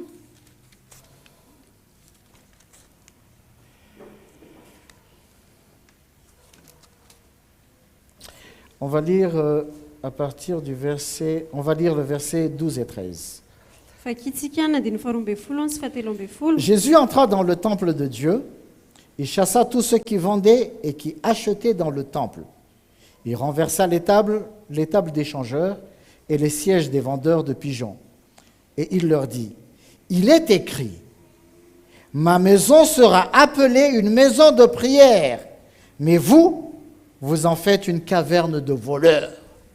ary jesosy niditra teo akanjany tempolin'andriamanitra dia nandroaka izay rehetra nivarotra sy nividy teo akanjany tempoly ka nanjera ny latabatry ny mpanakalo vola sy ny fipetrahany mpivarotra ny voromailala dia hoy izy taminy efa voasoratra hoe ny tranoko atao hoe trano fivavahana fa ianareo kosa manao azo zoy fieren'ny jiolahy Qu'est-ce qui se passait dans le temple? inona ny zavatra nitranga teo amin'ny tempoly On faisait du business. nanao a raharaha-barotra Le centre de toutes les activités qui se passaient dans le temple, ary ny ivony ny zavatra rehetra izay nitranga tao anatin'ny tempoly a ce n'était pas développer la foi des croyants, tsy hoe ny ampitombo a ny finono mpino ce n'était pas l'édification des croyants, tsy ny fampandrosoana ny mpino mais tout tournait autour de quoi? fa niodina teo amin'ny De l'argent.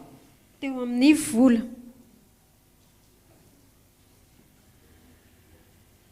Le temple, les activités du temple ary ny hetsika rehetra teo amin'ny tempoly a étaient dominées dia voafe teo amin'ny voafehan'ny par l'argent.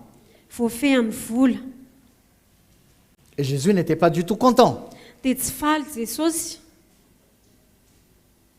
Il a tout renversé ary nazera ny zavatra rehetra et il a dit, dia izao ny lazainy ma maison sera appelée une maison de prière. ny tranoko a atao hoe trano fivavahana Ma maison, ny tranoko c'est un endroit où le peuple de Dieu doit avoir une communion avec Dieu.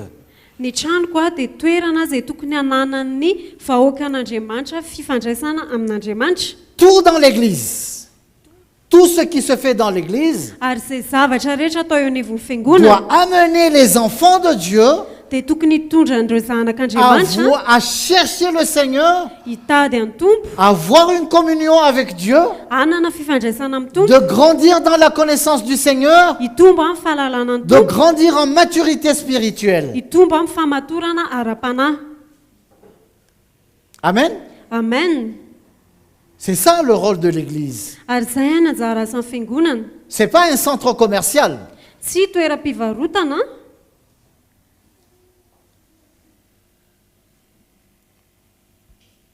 C'est pas un endroit où on fait du business. ary tsy toerana anaovana fandraharana Mais c'est un endroit fa toerana où les enfants du Seigneur, dans toutes les situations où ils traversent, toerana izay ionany zavatra rehetra andalovan'izy ireo c'est un endroit toerana où notre foi est entretenue izay a voakarakara ny finoantsika pour grandir dans la connaissance du Seigneur, mba hitombona amin'ny fahalalana any tompo pour tenir ferme contre toutes les situations, mba hijoroana tsara amin'ny toejavatra pour rehetra amin'ny tany. persévérer jusqu'au retour du Seigneur. mba haretantsika mandra-piveriny jesosy mandra-piaviny jesosy. Amen. Amen. Mais ce qui se passe en ce moment, fa ny zavatra mitranga ankehitriny a c'est que beaucoup de chrétiens maro ny kristianina développent une foi izay manana finoana non pas pour grandir dans la connaissance du Seigneur, finoana tsy hoe hitombo a amin'ny fahafantarana ny tompo non pas pour rester ferme dans la foi, tsy hoe aretana ao amin'ny finoana dans l'attente de l'avènement du Seigneur, hiandrasana ny fiaviany tompo mais on développe une foi fa manana finoana pour recevoir des choses, mba andraisana zavatra pour avoir des biens matériels, andraisana zavatra pour ara-materialy avoir plus d'argent. mba ananana vola betsaka kokoa Une foi finoana pour s'attacher aux choses de la terre. hifamatorana amin'ny zavatry ny tany Et beaucoup de chrétiens courent avec cette foi. ary maro ny kristiana miazakazaka ao aorian'izany finoana izany. C'est ce qui s'est passé au temple. Ary izay ny zavatra nitranga teo amin'ny tempoly Au lieu d'aller chercher le Seigneur, raha tokony andeha hitady ny tompo au lieu d'aller prier, raha tokony andeha hivavaka les gens allaient au temple pour vendre et acheter, dia nakany amin'ny tempoly ny olona mba hividy any sy hivarotra pour gagner plus d'argent, mba ahazo vola betsaka pour kokoa améliorer leurs conditions sur terre. mba anatsara ny fiainan'izy ireo ty ambonin'ny tany. Ils ont perdu la vision Very ny amin'ny du Seigneur. very ny amin'ny vinany tompo a izy ireo. Vous savez, l'ennemi, il est malin. Fantatrareo ve a fa ny fahavalo a dia tena hoe fetsy. Vous savez ce qu'il a fait en Éden? Fantatrareo ny zavatra nataony tao Edena. Il est revenu en Éden. Mivery natao amin'ny Saedena Il ne izy. prenait pas soin du jardin d'Éden. Izy a tsy nikarakara ny Saedena Mais Dieu avait placé l'homme pour prendre soin du jardin d'Éden. fa Andriamanitra dia nametraka ny olombelona hikarakara ny Et Saedena l'ennemi est revenu. dia miverina ny fahavalo. Qu'est-ce qu'il a fait? Dia inona no nataony? Il est venu parler à Ève. Dia tonga izy andresaka tamin'ny Eva. Il lui a montré un joli tableau. Dia nampiseho sary a tsara tamin'ny Eva izy. Tu vois ce fruit-là? Hitanao a ty voankazo ty a Il est beau, il est joli. tsara io a Prends-y et goûte. raiso a dia andramo Tu verras que tes yeux vont s'ouvrir. dia ho hitanao fa hisokatra ny Tu deviendras masonao intelligent. dia ahafantatra ny zavatra tsara ianao Tu comprendras des choses que tu ne comprends pas maintenant. ary atakatra zavatra izay tsy takatrao ianao aorian'izay. Ce que le diable était en train de dire à Ève, Ary ny zavatra izay niteneny devoly any Eva c'était l'opposé de ce que Dieu avait dit. dia mifanohatra amin'izay zavatra Parce que Dieu nitenen'Andriamanitra avait dit, satria Andriamanitra dia le nilaza jour où tu en mangeras, hoe amin'ny andro a izay hinananao tu mourras certainement. dia ho faty tokoa ianao. Alors qu'est-ce que l'ennemi est venu faire? Dia inona nataon'ny fahavalo? Il a dressé un joli tableau. nanao ankisarisary tsara tare izy a Ah, tu seras ceci et tu seras cela. ho tahaka an'izao ianao a ho tahaka an'izao ianao Mais le diable, il n'a pas changé jusqu'à maintenant. fa ny favalo a dia tsy niova mandraka ankehitriny Il travaille de la même manière encore aujourd'hui. fa mbola ohatran'izay ihany a fomba fiasany a Oh, tu ankehitriny peux être riche. mety ho mpanan-karena be ianao Tu utilises ta foi, mampiasa ny finoanao tu ianao auras ceci, tu auras cela. dia anana an'izao ianao anana an'izao Et ianao on se met à convoiter. dia lasa mitsiriritra isika Comme Ève a convoité le fruit. tahaka ny tsiriritany eva ilay Ah, voankazo il est beau, c'est vrai, peut-être que c'est bon. C'est bon au palais, peut-être. tena marina zany dia mety tsara mihitsy zany rehefa ao am-bava Et voilà comment on tombe dans le piège. dia ohatran'izay a mampatonga antsika latsaka anaty On fandrika utilise la foi faussement ampiasaina amin'ny fomba diso ny finoana pour être béni matériellement et financièrement. mba ho voatahina ao ambinina Et ara-materialy si on n'est pas béni financièrement et matériellement, dia raha vo tsy tahina ara-materialy na ara-bola alors qu'on voit que les autres, peut-être ils ont été bénis eux, dia nefa mahita ny hafa izy ireo a dia voatahy a et pour ne pas passer pour un ridicule, dia mba tsy hoe atonga ny ohatrany hoe on tsangamenatra crée des situations. dia mamorona toe-javatra Parfois, on peut tromper des gens, indraindray a mamitaka olona on peut arnaquer, indraindray a misoloky on fait le tout pour le... On peut aller contracter des prêts à la banque dia mety a hoe lasa maka manao findramam-bola pour pouvoir acheter une voiture. mba ahafana mividy Et le fiara lendemain, on vient à l'église. dia ny ampitsonina tonga ao On dit am-piangonana Alléluia, je suis béni. dia hiteny hoe alleloia Le voatahy Seigneur m'a donné une nouvelle voiture. ny tompo a namea fiara vaovao Et tout le monde acclame et dit Alléluia. dia ny olona rehetra mitehaka dia miteny hoe Mais on alleloia ne sait pas réellement par quel chemin il est passé pour avoir cette voiture. fa tsisy mahafantatra hoe tamin'ny fomba ahoana no nazony a le Il y fiara a un esprit de convoitise fa misy fanahy fitsiriritana parmi beaucoup de chrétiens. eo amin'ny kristianina maro Au lieu de se contenter de ce que le Seigneur nous donne, raha ohatra ka tokony onina amin'ny zavatra izay nomeny tompo atsika on se met à convoiter dia lasa parce mitsiriritra que le diable nous montre une vitrine, satria dia vola dia mampiseho atsika fitaratra comme il l'a fait avec Ève. tahaka ny nataony tamin'ny Tu eva peux avoir ceci, afaka mahazo an'ity tu ianao peux être cela. afaka ho tahaka an'izao Alors ianao je vais chercher. dia tady Je vais utiliser ma foi ampiasa ny finoko pour a être béni. mba ho Je tahina vais être prospère. ary ho ambinina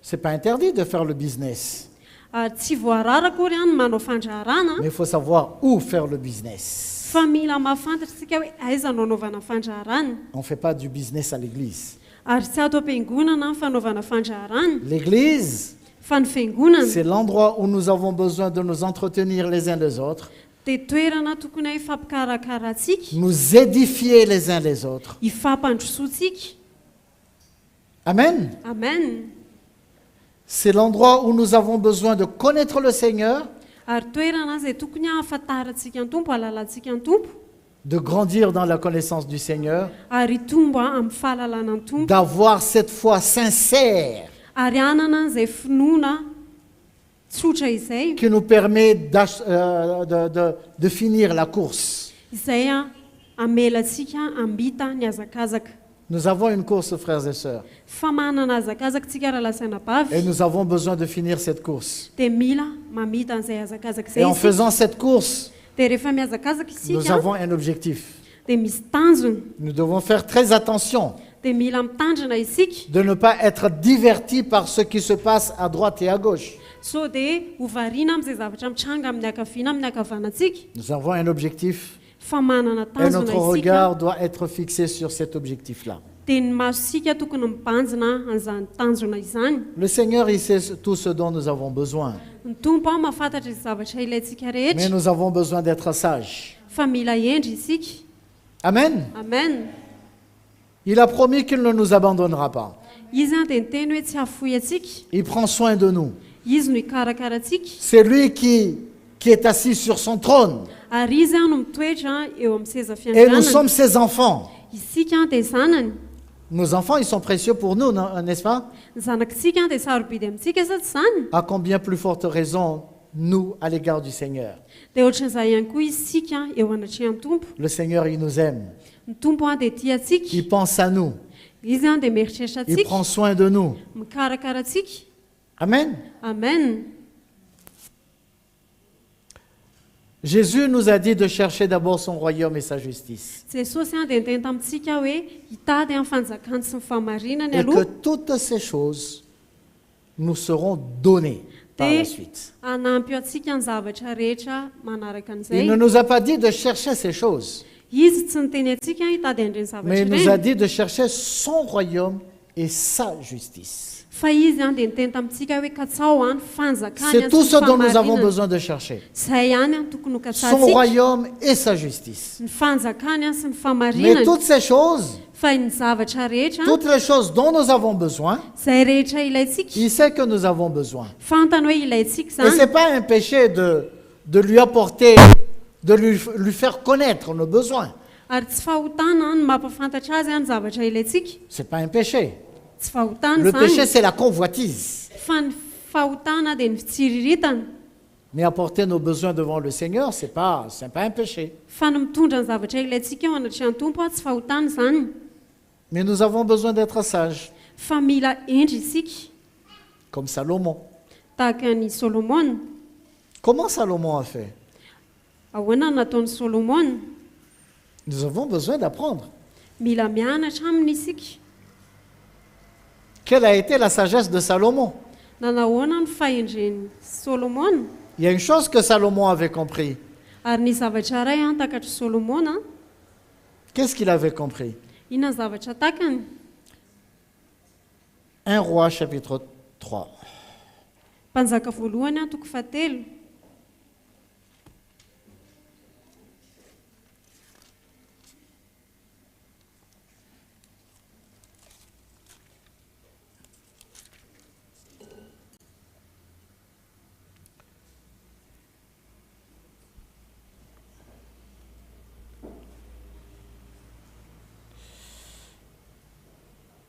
On va lire à partir du verset 7.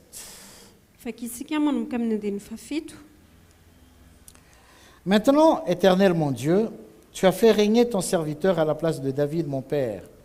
Et moi, je ne suis qu'un jeune homme. Je n'ai point d'expérience. Ton serviteur est au milieu du peuple que tu as choisi, peuple immense, qui ne peut ni être compté, ni nombré à cause de sa multitude. Accorde donc à ton serviteur un cœur intelligent pour juger ton peuple, pour discerner le bien du mal.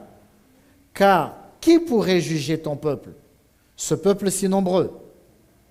Cette demande de Salomon plut au Seigneur, et Dieu lui dit, puisque c'est là ce que tu demandes, puisque tu ne demandes pour toi ni une longue vie, ni les richesses, ni la mort de tes ennemis, et que tu demandes l'intelligence pour exercer la justice, voici, j'agirai selon ta parole.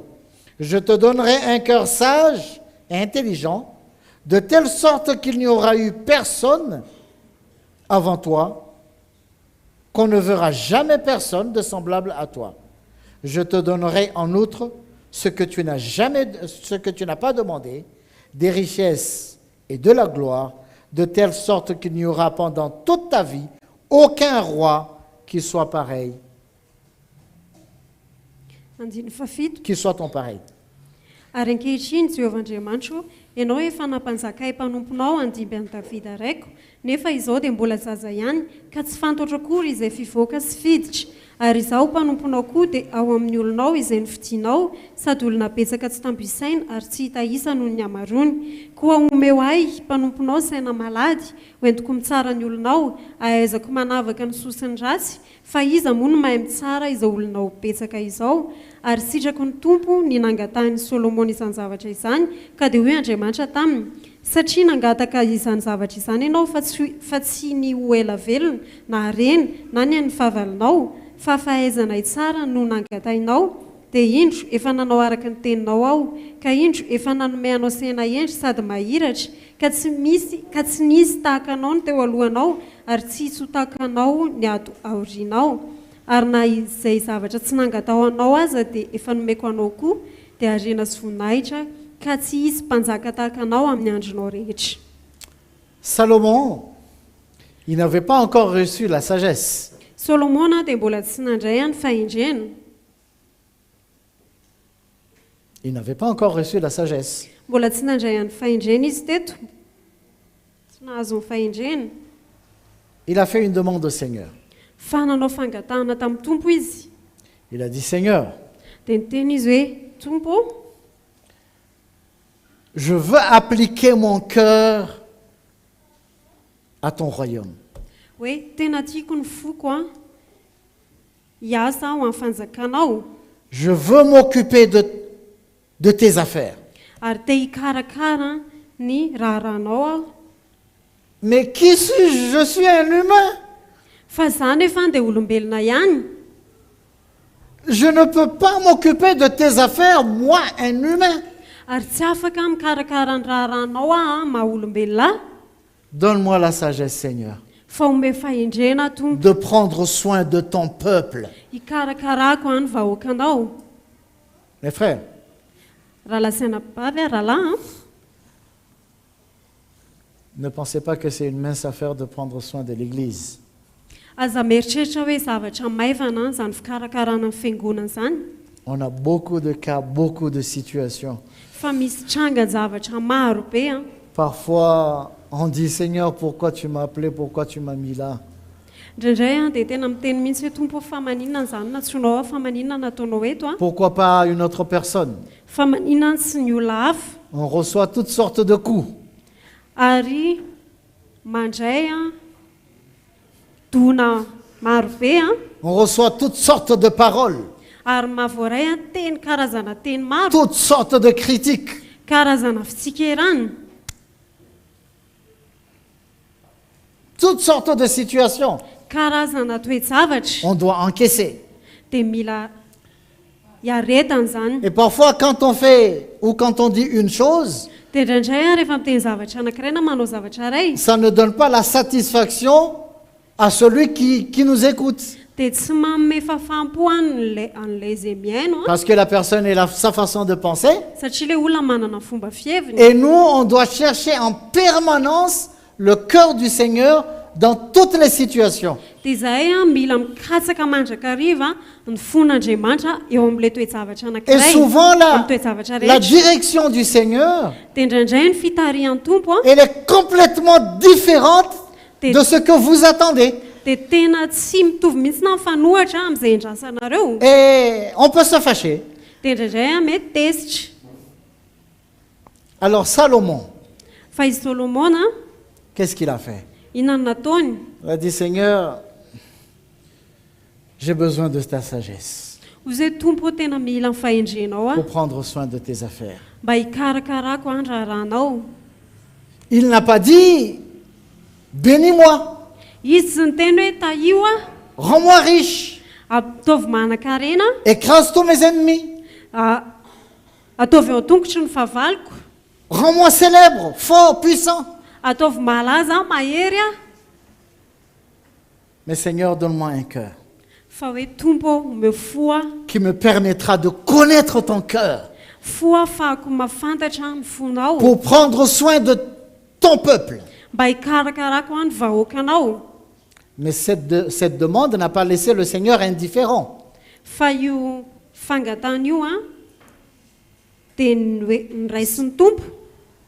Il a dit, parce que tu n'as pas demandé des richesses, Hoy ny tompo hoe satria tsy nangataka-reny ianao, parce que tu n'as pas regardé les choses visibles, satria tsy nijery ny zavatra hita maso ianao, parce que tu ne t'es pas regardé toi-même, tes Ça- propres intérêts, satria tsy nijery amin'ny momba ny tenanao parce manokana que tu ianao ne na ny cherches tombonao pas manokana, un gain.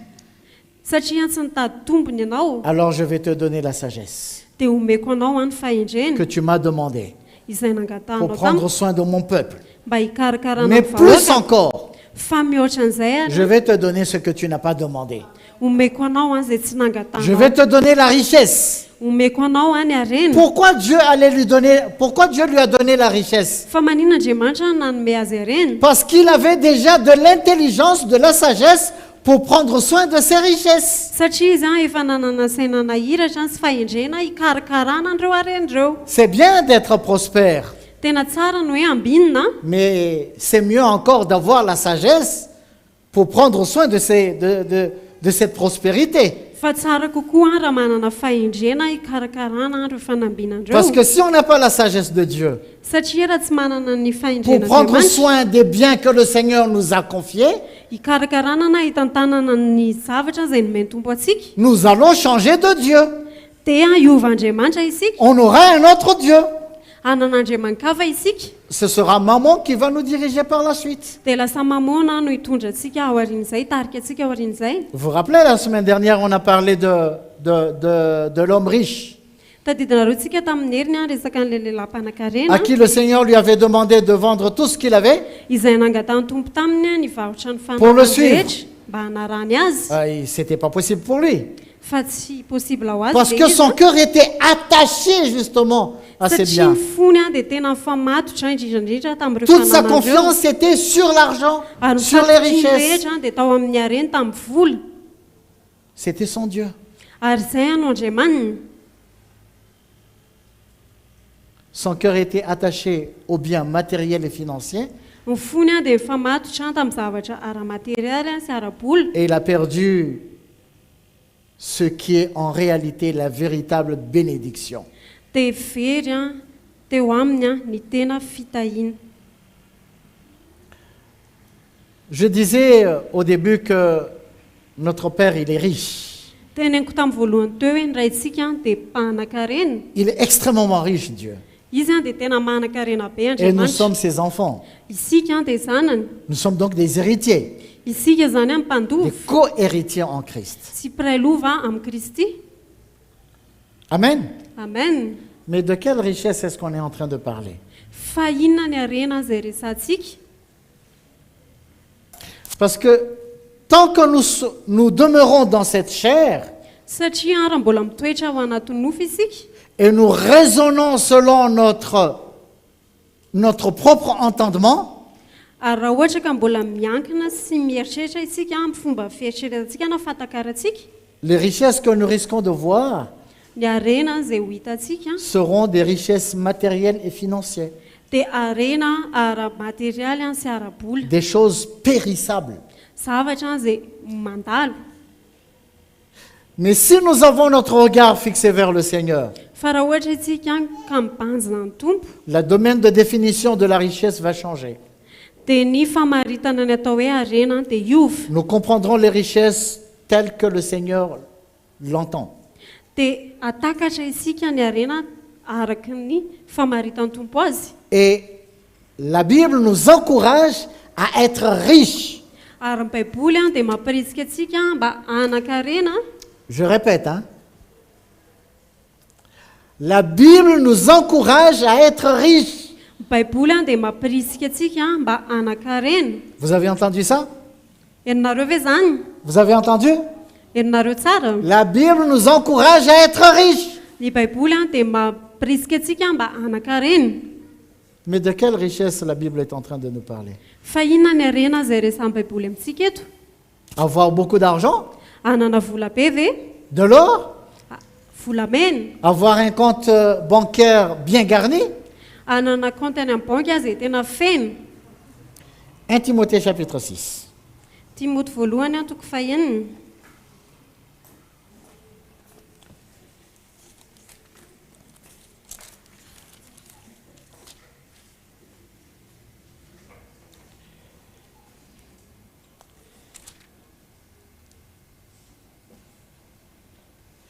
Verset 18. andininy fa valo ambe folo On va lire à partir du verset 17. fakitsika manomboka ny andininy fa fito ambe folo a Recommande aux riches du présent siècle de ne pas être orgueilleux et de ne pas mettre leur espérance dans des richesses incertaines, mais de la mettre en Dieu qui nous donne avec abondance toutes choses pour que nous en jouissions. Verset 18. Commande-leur de faire du bien, d'être riches en bonnes œuvres, d'avoir de la libéralité, de la générosité, et de s'amasser ainsi pour l'avenir un trésor placé sur un fondement solide afin de saisir la vie éternelle. Manomboka amin'ny andiny fafito ambin'ny folo anaro ny mpanan-karena amin'izao fiainana ankehitriny izao mba tsy avinaviny na tokony harena miovaova fa Andriamanitra izay manome antsika malalaka ny zavatra rehetra mba hifalitsika, mba hanao soa, mba hanan-karena amin'ny asa tsara, azoto manome sy miantra ka dia hiaro fanorenana tsara ho an'ny tenany ho amin'ny andro avy mba hiazonana ny tena fiainana. On parle ici de riches du présent siècle. Miresaka izy eto ny mpanan-karena amin'izao fiainana ankehitriny izao. C'est quoi les riches du présent siècle? Inona ny mpanan-karena amin'izao fiainana ankehitriny Ceux qui ont izao? de l'eau, qui ont de l'argent, qui ont des biens matériels. Izay manana volamena, izay manana vola, izay manana zavatra Alors Paul leur ara-matériel. Paul dit à Timothée, Dia izao no lazain'ny Paoly ao an'ny Timoty. tu dois parler à ces gens-là, Resao ireo olona ireo de ne pas attacher leur cœur à ces biens-là, mba tsy ampifamatotra ny fony amin'ireo zavatra parce ireo. qu'il n'y a aucune espérance dans ces richesses matérielles. Satria tsy misy fanantenana ho an'ireo zavatra ara-matériel Alors ireo. comment nous qui sommes des enfants de Dieu, Dia hoe ahoana moa zany atsika nous allons zanak'Andriamanitra? courir vers les richesses qui n'ont aucune espérance? Isika indray no hiazakazaka amin'ny harena izay tsy misy fanantenana ao aminy. Paul est en train de dire, Izao no lazain'ny Paoly corrige ces riches-là. aitsio ireo mpanan-karena ireo. Montre-leur quelles sont réellement les véritables richesses. Asehoy azy ireo hoe inona ny tena harena marina, Et qu'ils soient riches dans ces richesses-là. ary dia anan-karena izy amin'ilay tena harena Qu'ils marina, abondent dans ces richesses-là. ary anana mihoatra izy amin'izay harena Qu'ils izay. abondent dans les bonnes œuvres. Anan-karena amin'ny asa tsara. Nous avons besoin d'être riches dans les bonnes œuvres. Isika dia tokony anan-karena amin'ny asa tsara. Nous avons besoin d'être riches dans la miséricorde envers nos frères et nos sœurs. Isika dia mila manan-karena amin'ny famondram-po Parce que notre Père, il est riche en bonté et en miséricorde. Satria indray antsika dia manan-karena amin'ny famondram-po sy ny fahatsarana. Mais ce qui arrive à ceux qui cherchent les richesses matérielles, Fa inona ny zavatra mitranga ireo izay mitady harena la ara-materialy. Bible nous dit qu'ils tombent dans un piège. Baiboly dia miteny amintsika hoe latsaka anaty fandrika Ils izy tombent dans ireo. le piège de la tentation Latsaka ao anatina fandriky ny et fakapana des désirs insensés. sy faniriana. Le verset 9 dans 1 Timothée 6. Andiny fasivy Timoty voalohany toko fahenina. Donc ceux qui cherchent à s'enrichir, ils tombent dans la tentation. Ary izay tahanan-karena dia latsaka amin'ny fakapana, Et que l'amour de l'argent ary ny fitiavam-bola est la racine de tous les maux. no fototry ny ratsy rehetra. C'est pas qu'on ne peut pas avoir de l'argent. Tsy hoe tsy afaka manana vola zany Ce isika, n'est pas que c'est un péché d'être riche, ary tsy fahotana ny manan-karena, mais le péché, fa ny fahotana c'est d'appliquer notre cœur à cette richesse. rehefa mifotsika mifamatotra amin'izany harena C'est ce que izany. la Bible appelle la cupidité. Ary izay ny antson'ny baiboly hoe fitiavan-karena. Et la cupidité, Ary ny fitiavam-bola c'est de l'idolâtrie. fieremana dia fanompo-tsampy any. C'est-à-dire que l'argent devient un dieu. Zany hoe ny vola dia tonga Andriamanitra, lasa Andriamanitra. C'est bien d'avoir de l'argent, Tsara ny manam-bola, mais c'est vraiment mauvais que l'argent devienne notre maître. fa ny tena ratsy rehefa tonga tompontsika ilay vola. Amen. Amen. Nous avons besoin de placer notre confiance uniquement sur le Seigneur. Ary tsika dia mila mametraka ny fahatokitsika any amin'ny tompo rery any. C'est un grand danger Tena hoe loza lorsque l'Église rehefa ny fiangonana associe la foi avec l'argent. rehefa ny fiangonana no mampifamatotra ny finoana amin'ny vola. C'est un grand danger Tena hoe zava-doza lorsqu'une église rehefa ny fiangonana iray associe la foi avec les biens de ce monde. mampifamatotra ny finoana amin'ny zavatra ety amin'izao tontolo La zao. véritable Fananana ety foi amin'izao tontolo zao. Fa ny tena doit finoana nous conduire vers le Seigneur, dia mitondra makany amin'ny tompo, nous aider à rester inébranlables manampy atsika mba tsy ho au voahozongozona milieu de ce monde pervers ety amin'izao tontolo zao zay ratsy ity zay maloto, et toutes les tentations qui nous entourent. sy amin'ny fakapana zay manodidina atsika, Et ne pas nous laisser entraîner par tout ce qui brille. ary tsy tondra atsika any amin'izay rehetra mamirapiratra. Amen.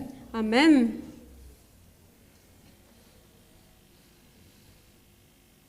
C'est très important pour nous de savoir c'est quoi la priorité dans notre vie. Ary tena zava-dehibe ho antsika no mahafantatra hoe inona ny lohalaharana eo Les amin'ny biens fiainantsika. matériels, financiers, Zavatra ara-materialy ara-bola ve? les choses périssables Zavatra zay mora simba na mora loha ve? ou les choses non périssables. Sa le zavatra maharitra mandrakizay.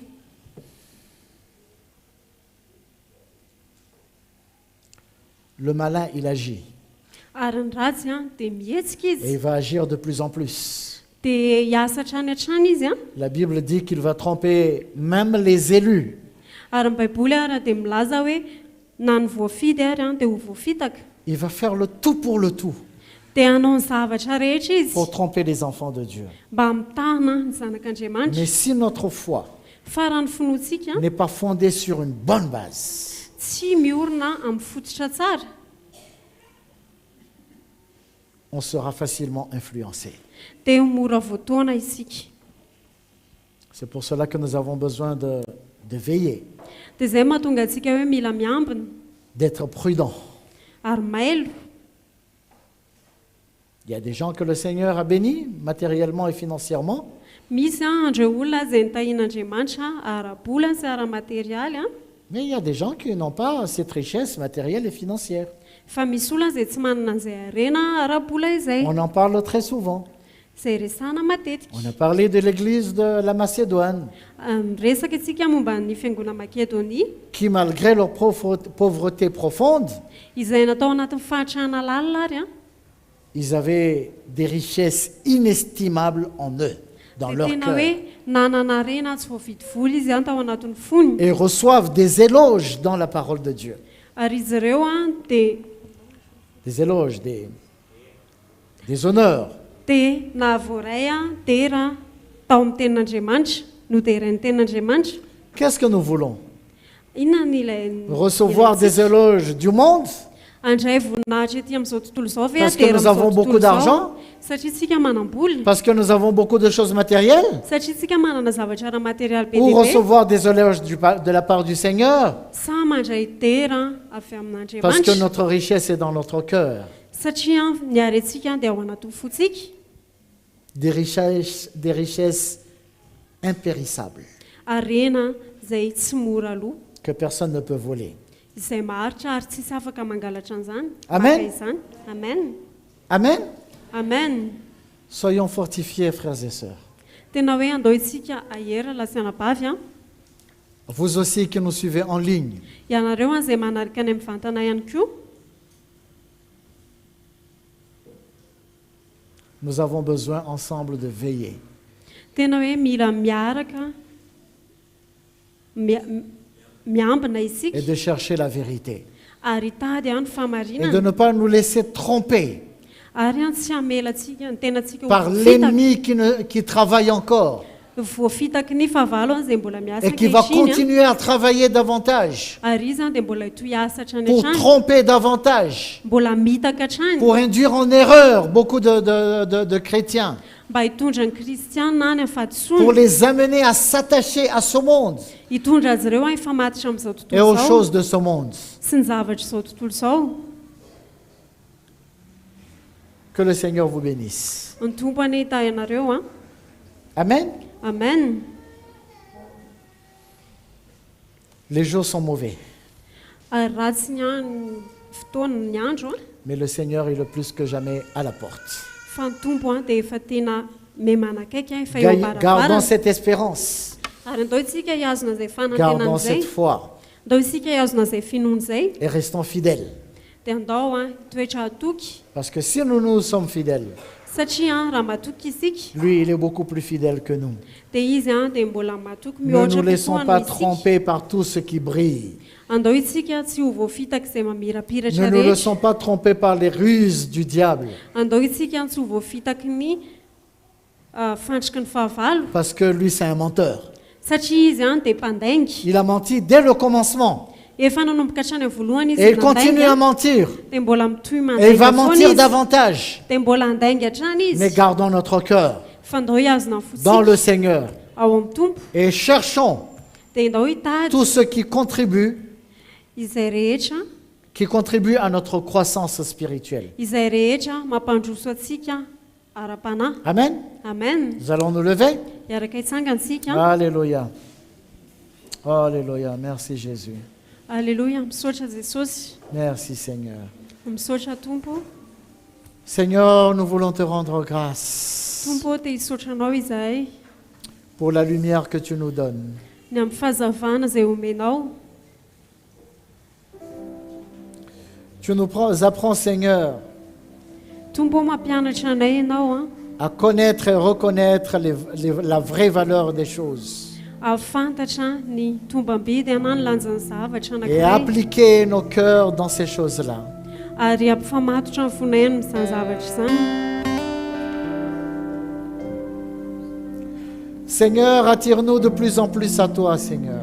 tompo sario any aminao hatrany hatrany izahay Et à éloigner notre regard ary analavitra amin'ny aux masonay choses périssables, amin'ny zavatra izay mora loha ces choses vaines zava-poana qui peuvent nous amener à nous attacher à cette terre, izay mety hitondra anay hifamatotra amin'ity tany ity cette terre qui sera détruite. ty tany izay potika ity Seigneur, attire-nous à toi tompo tario any aminao izahay et donne-nous la sagesse qui vient d'en haut, ary momeo anay fahendrena avy any ambony qui nous apprend à apprécier les choses dans leur juste valeur. izay mampianatra anay hionona amin'ny tombam-bidiny zavatra anankiray À savoir prendre soin de tes affaires, de ton Église et de ton peuple.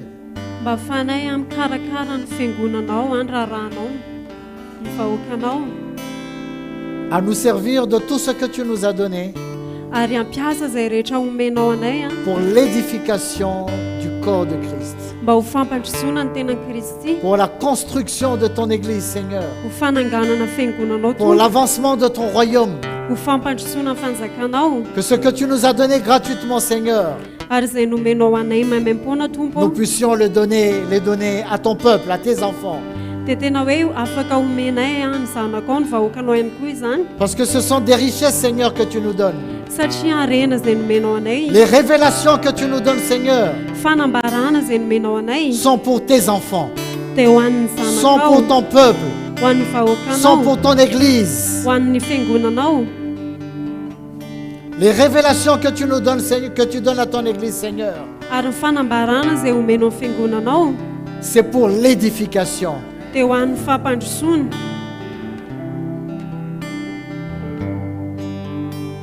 Merci Jésus.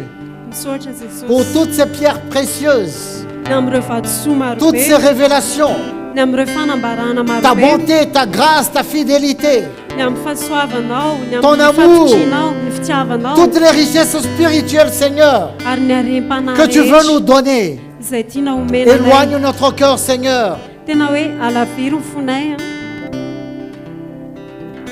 Éloigne notre cœur alaviry ny fonay à toute recherche d'intérêt personnel. ny amin'ny fikatsahana ny tombontsoa manokana ao anay Merci Jésus. misaotra jesosy Merci Seigneur. misaotra tompo Alléluia. alleluia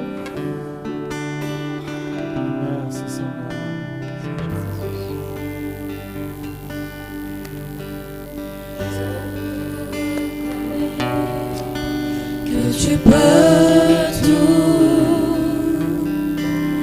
et que rien ne t'est impossible.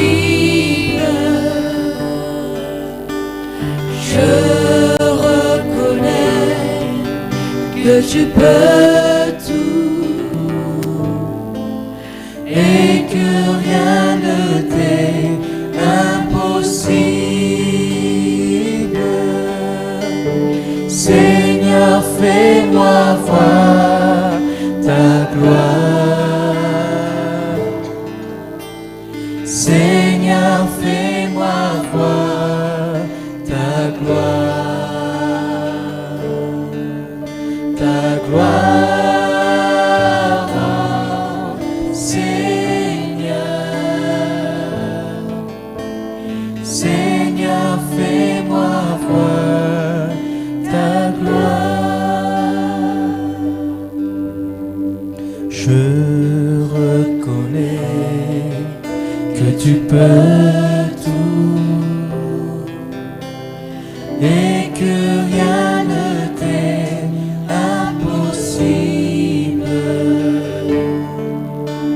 Je reconnais que tu peux tout et que rien ne t'est impossible. Seigneur, fais-moi voir ta gloire. Seigneur, fais-moi voir ta gloire. Ta gloire, Seigneur. Seigneur, fais-moi voir ta gloire.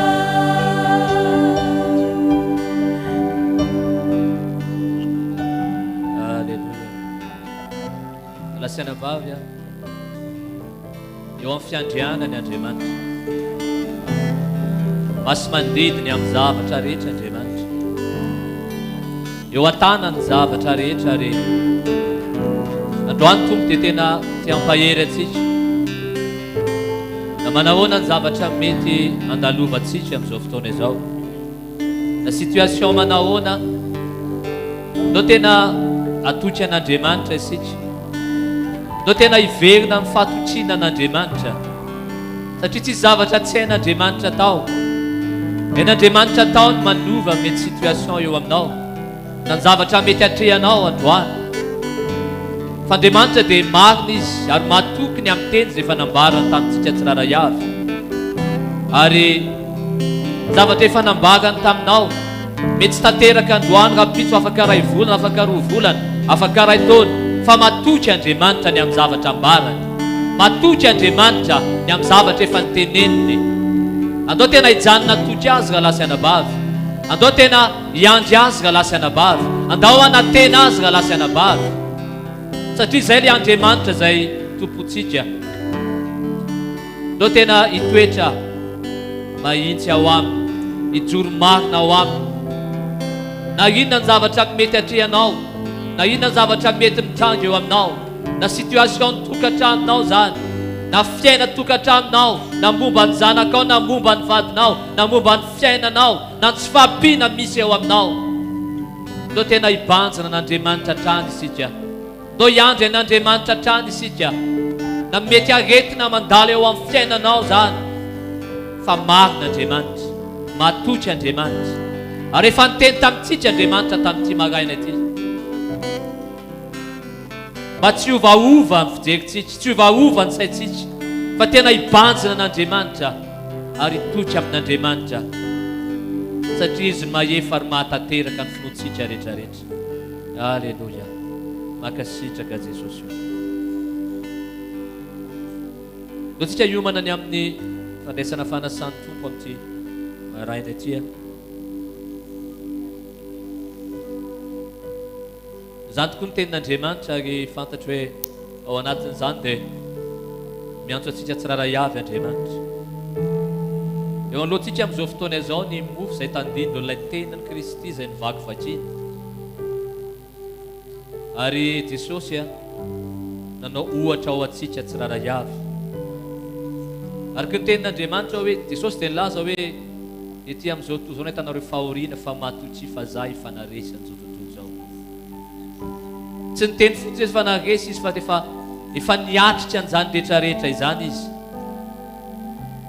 Ary ao anatin'izao fandraisana fanasan'ny tompo izao izay tsy fomba na fahazarana izay ao ataontsika en tant que fiangonana. Fandroantsika tena mbola namafy hatrany ao anatrehan'Andriamanitra hoe vonona hatrany a Jesosy. Mety betabe mety tsy fahampiana misy eo amin'ny fiainanao, betabe ny zavatra mety atrehanao, zavatra sarotra atrehanao, atrehantsika fiangonana. Fandroany eo anoloantsika raha men'Andriamanitra fahasoavantsika androany, afaka inana ny mofo ilay tandindo ilay tenan'i Kristy izay nivakivakiana, niratraratraina. Araka ny tenin'Andriamanitra hoe tsy nilobavy izy, tsy niteny izy, fa nangina izy manoloana an'izany rehetrarehetra izany. Ary nikapoaka ilay tandindo ilay rano Kristy izay nalatsany indray mandeha, fa mbola miteny hatramin'izao fotoana izao. Nalasana bavy tena mizavatra goavana, zava-panahy lehibe izay afeny izany fandraisana fanasan'ny tompo izany. Azany tena mila iomanantsika ny fotsika, tena mila mahitsy ao anatrehan'Andriamanitra raha ndray an'izany tsika androany, satria ho fitahim-panahy manokana ao antsika. Mbola betsaka ny zavatra ao atrehantsika raha lasiana bavy, betsaka ny zavatra mety andalo, betsaka ny tafiotra, zavatra maro samihafa, fa matoky ilay Andriamanitra izay mitona antsika indray androany ao anatin'izao fanompom-panahy izao dia ny fandraisana fanasan'ny tompo izany. Ka androany any anatinao ho antsapanao, renao hoe tena vonona ianao ny amin'izany. Tsy izany no teny hoe tsy afaka mandray ianao, fa samy mandinika ny fotsika tsirara iavaka lasiana bavy, satria tombony lehibe ao antsika ny fandraisantsika fanasan'ny tompo indray amin'ity fotoana androany ity, rehefa raisitsika zany amin'ny fo madio ao anatina fo izay tena mahitsy ao anatrehan'Andriamanitra. Tsy misy mitsara ao anatin'izany, fa mandinika ny tenako, mamantatra ny amiko aho. Dia raha vonona ianao dia ndao androso isika ety aloana dia andray ny mofo sy ny kapoaka dia iray latabatra amin'ny tompo amin'ity maraina ity. Afaka mandrositsika amin'izao fotoana izao ary.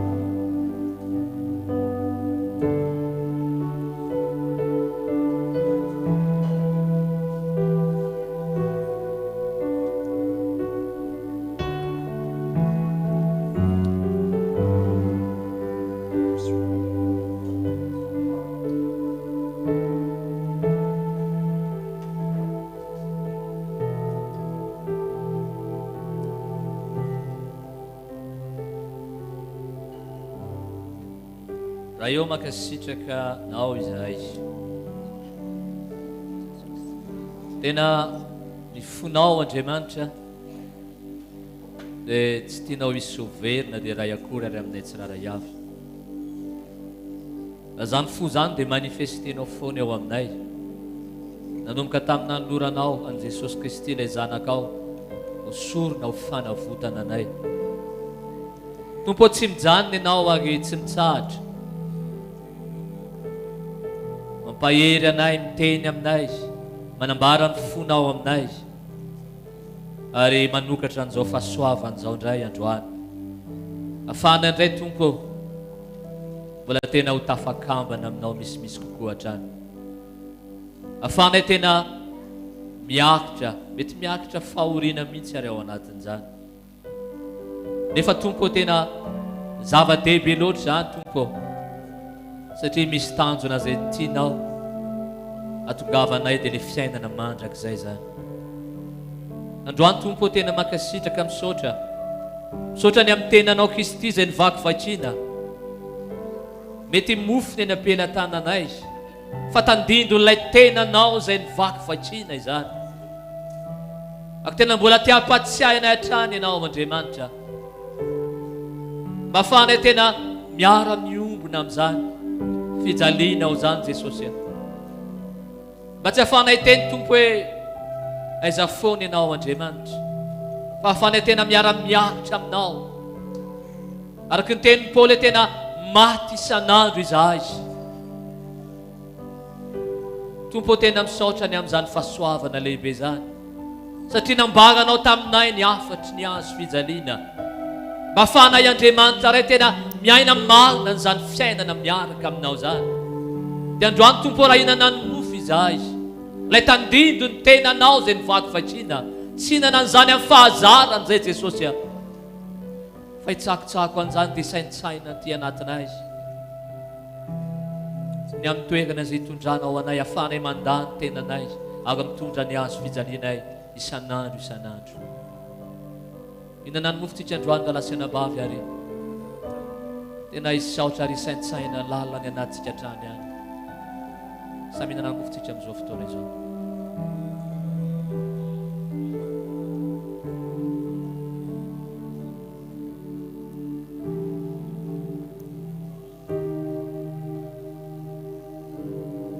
Makasitraka anao Jesosy ny amin'ny ty kapoaka ity, ilay tandindon'ilay ranao zay nalatsaka ao indray mandeha nanadiovana anay. Misaotra Jesosy, mbola miteny zao raha zao manadio anay hatrany. Dia androany tena menao fahasoavana zay afaka mbola mikambana aminao amin'ny alalan'izao kapoaka izao. Dia samy sotro ny kapoaka isika dia misaotra ny tompo ary mankasitraka azy ny amin'izany.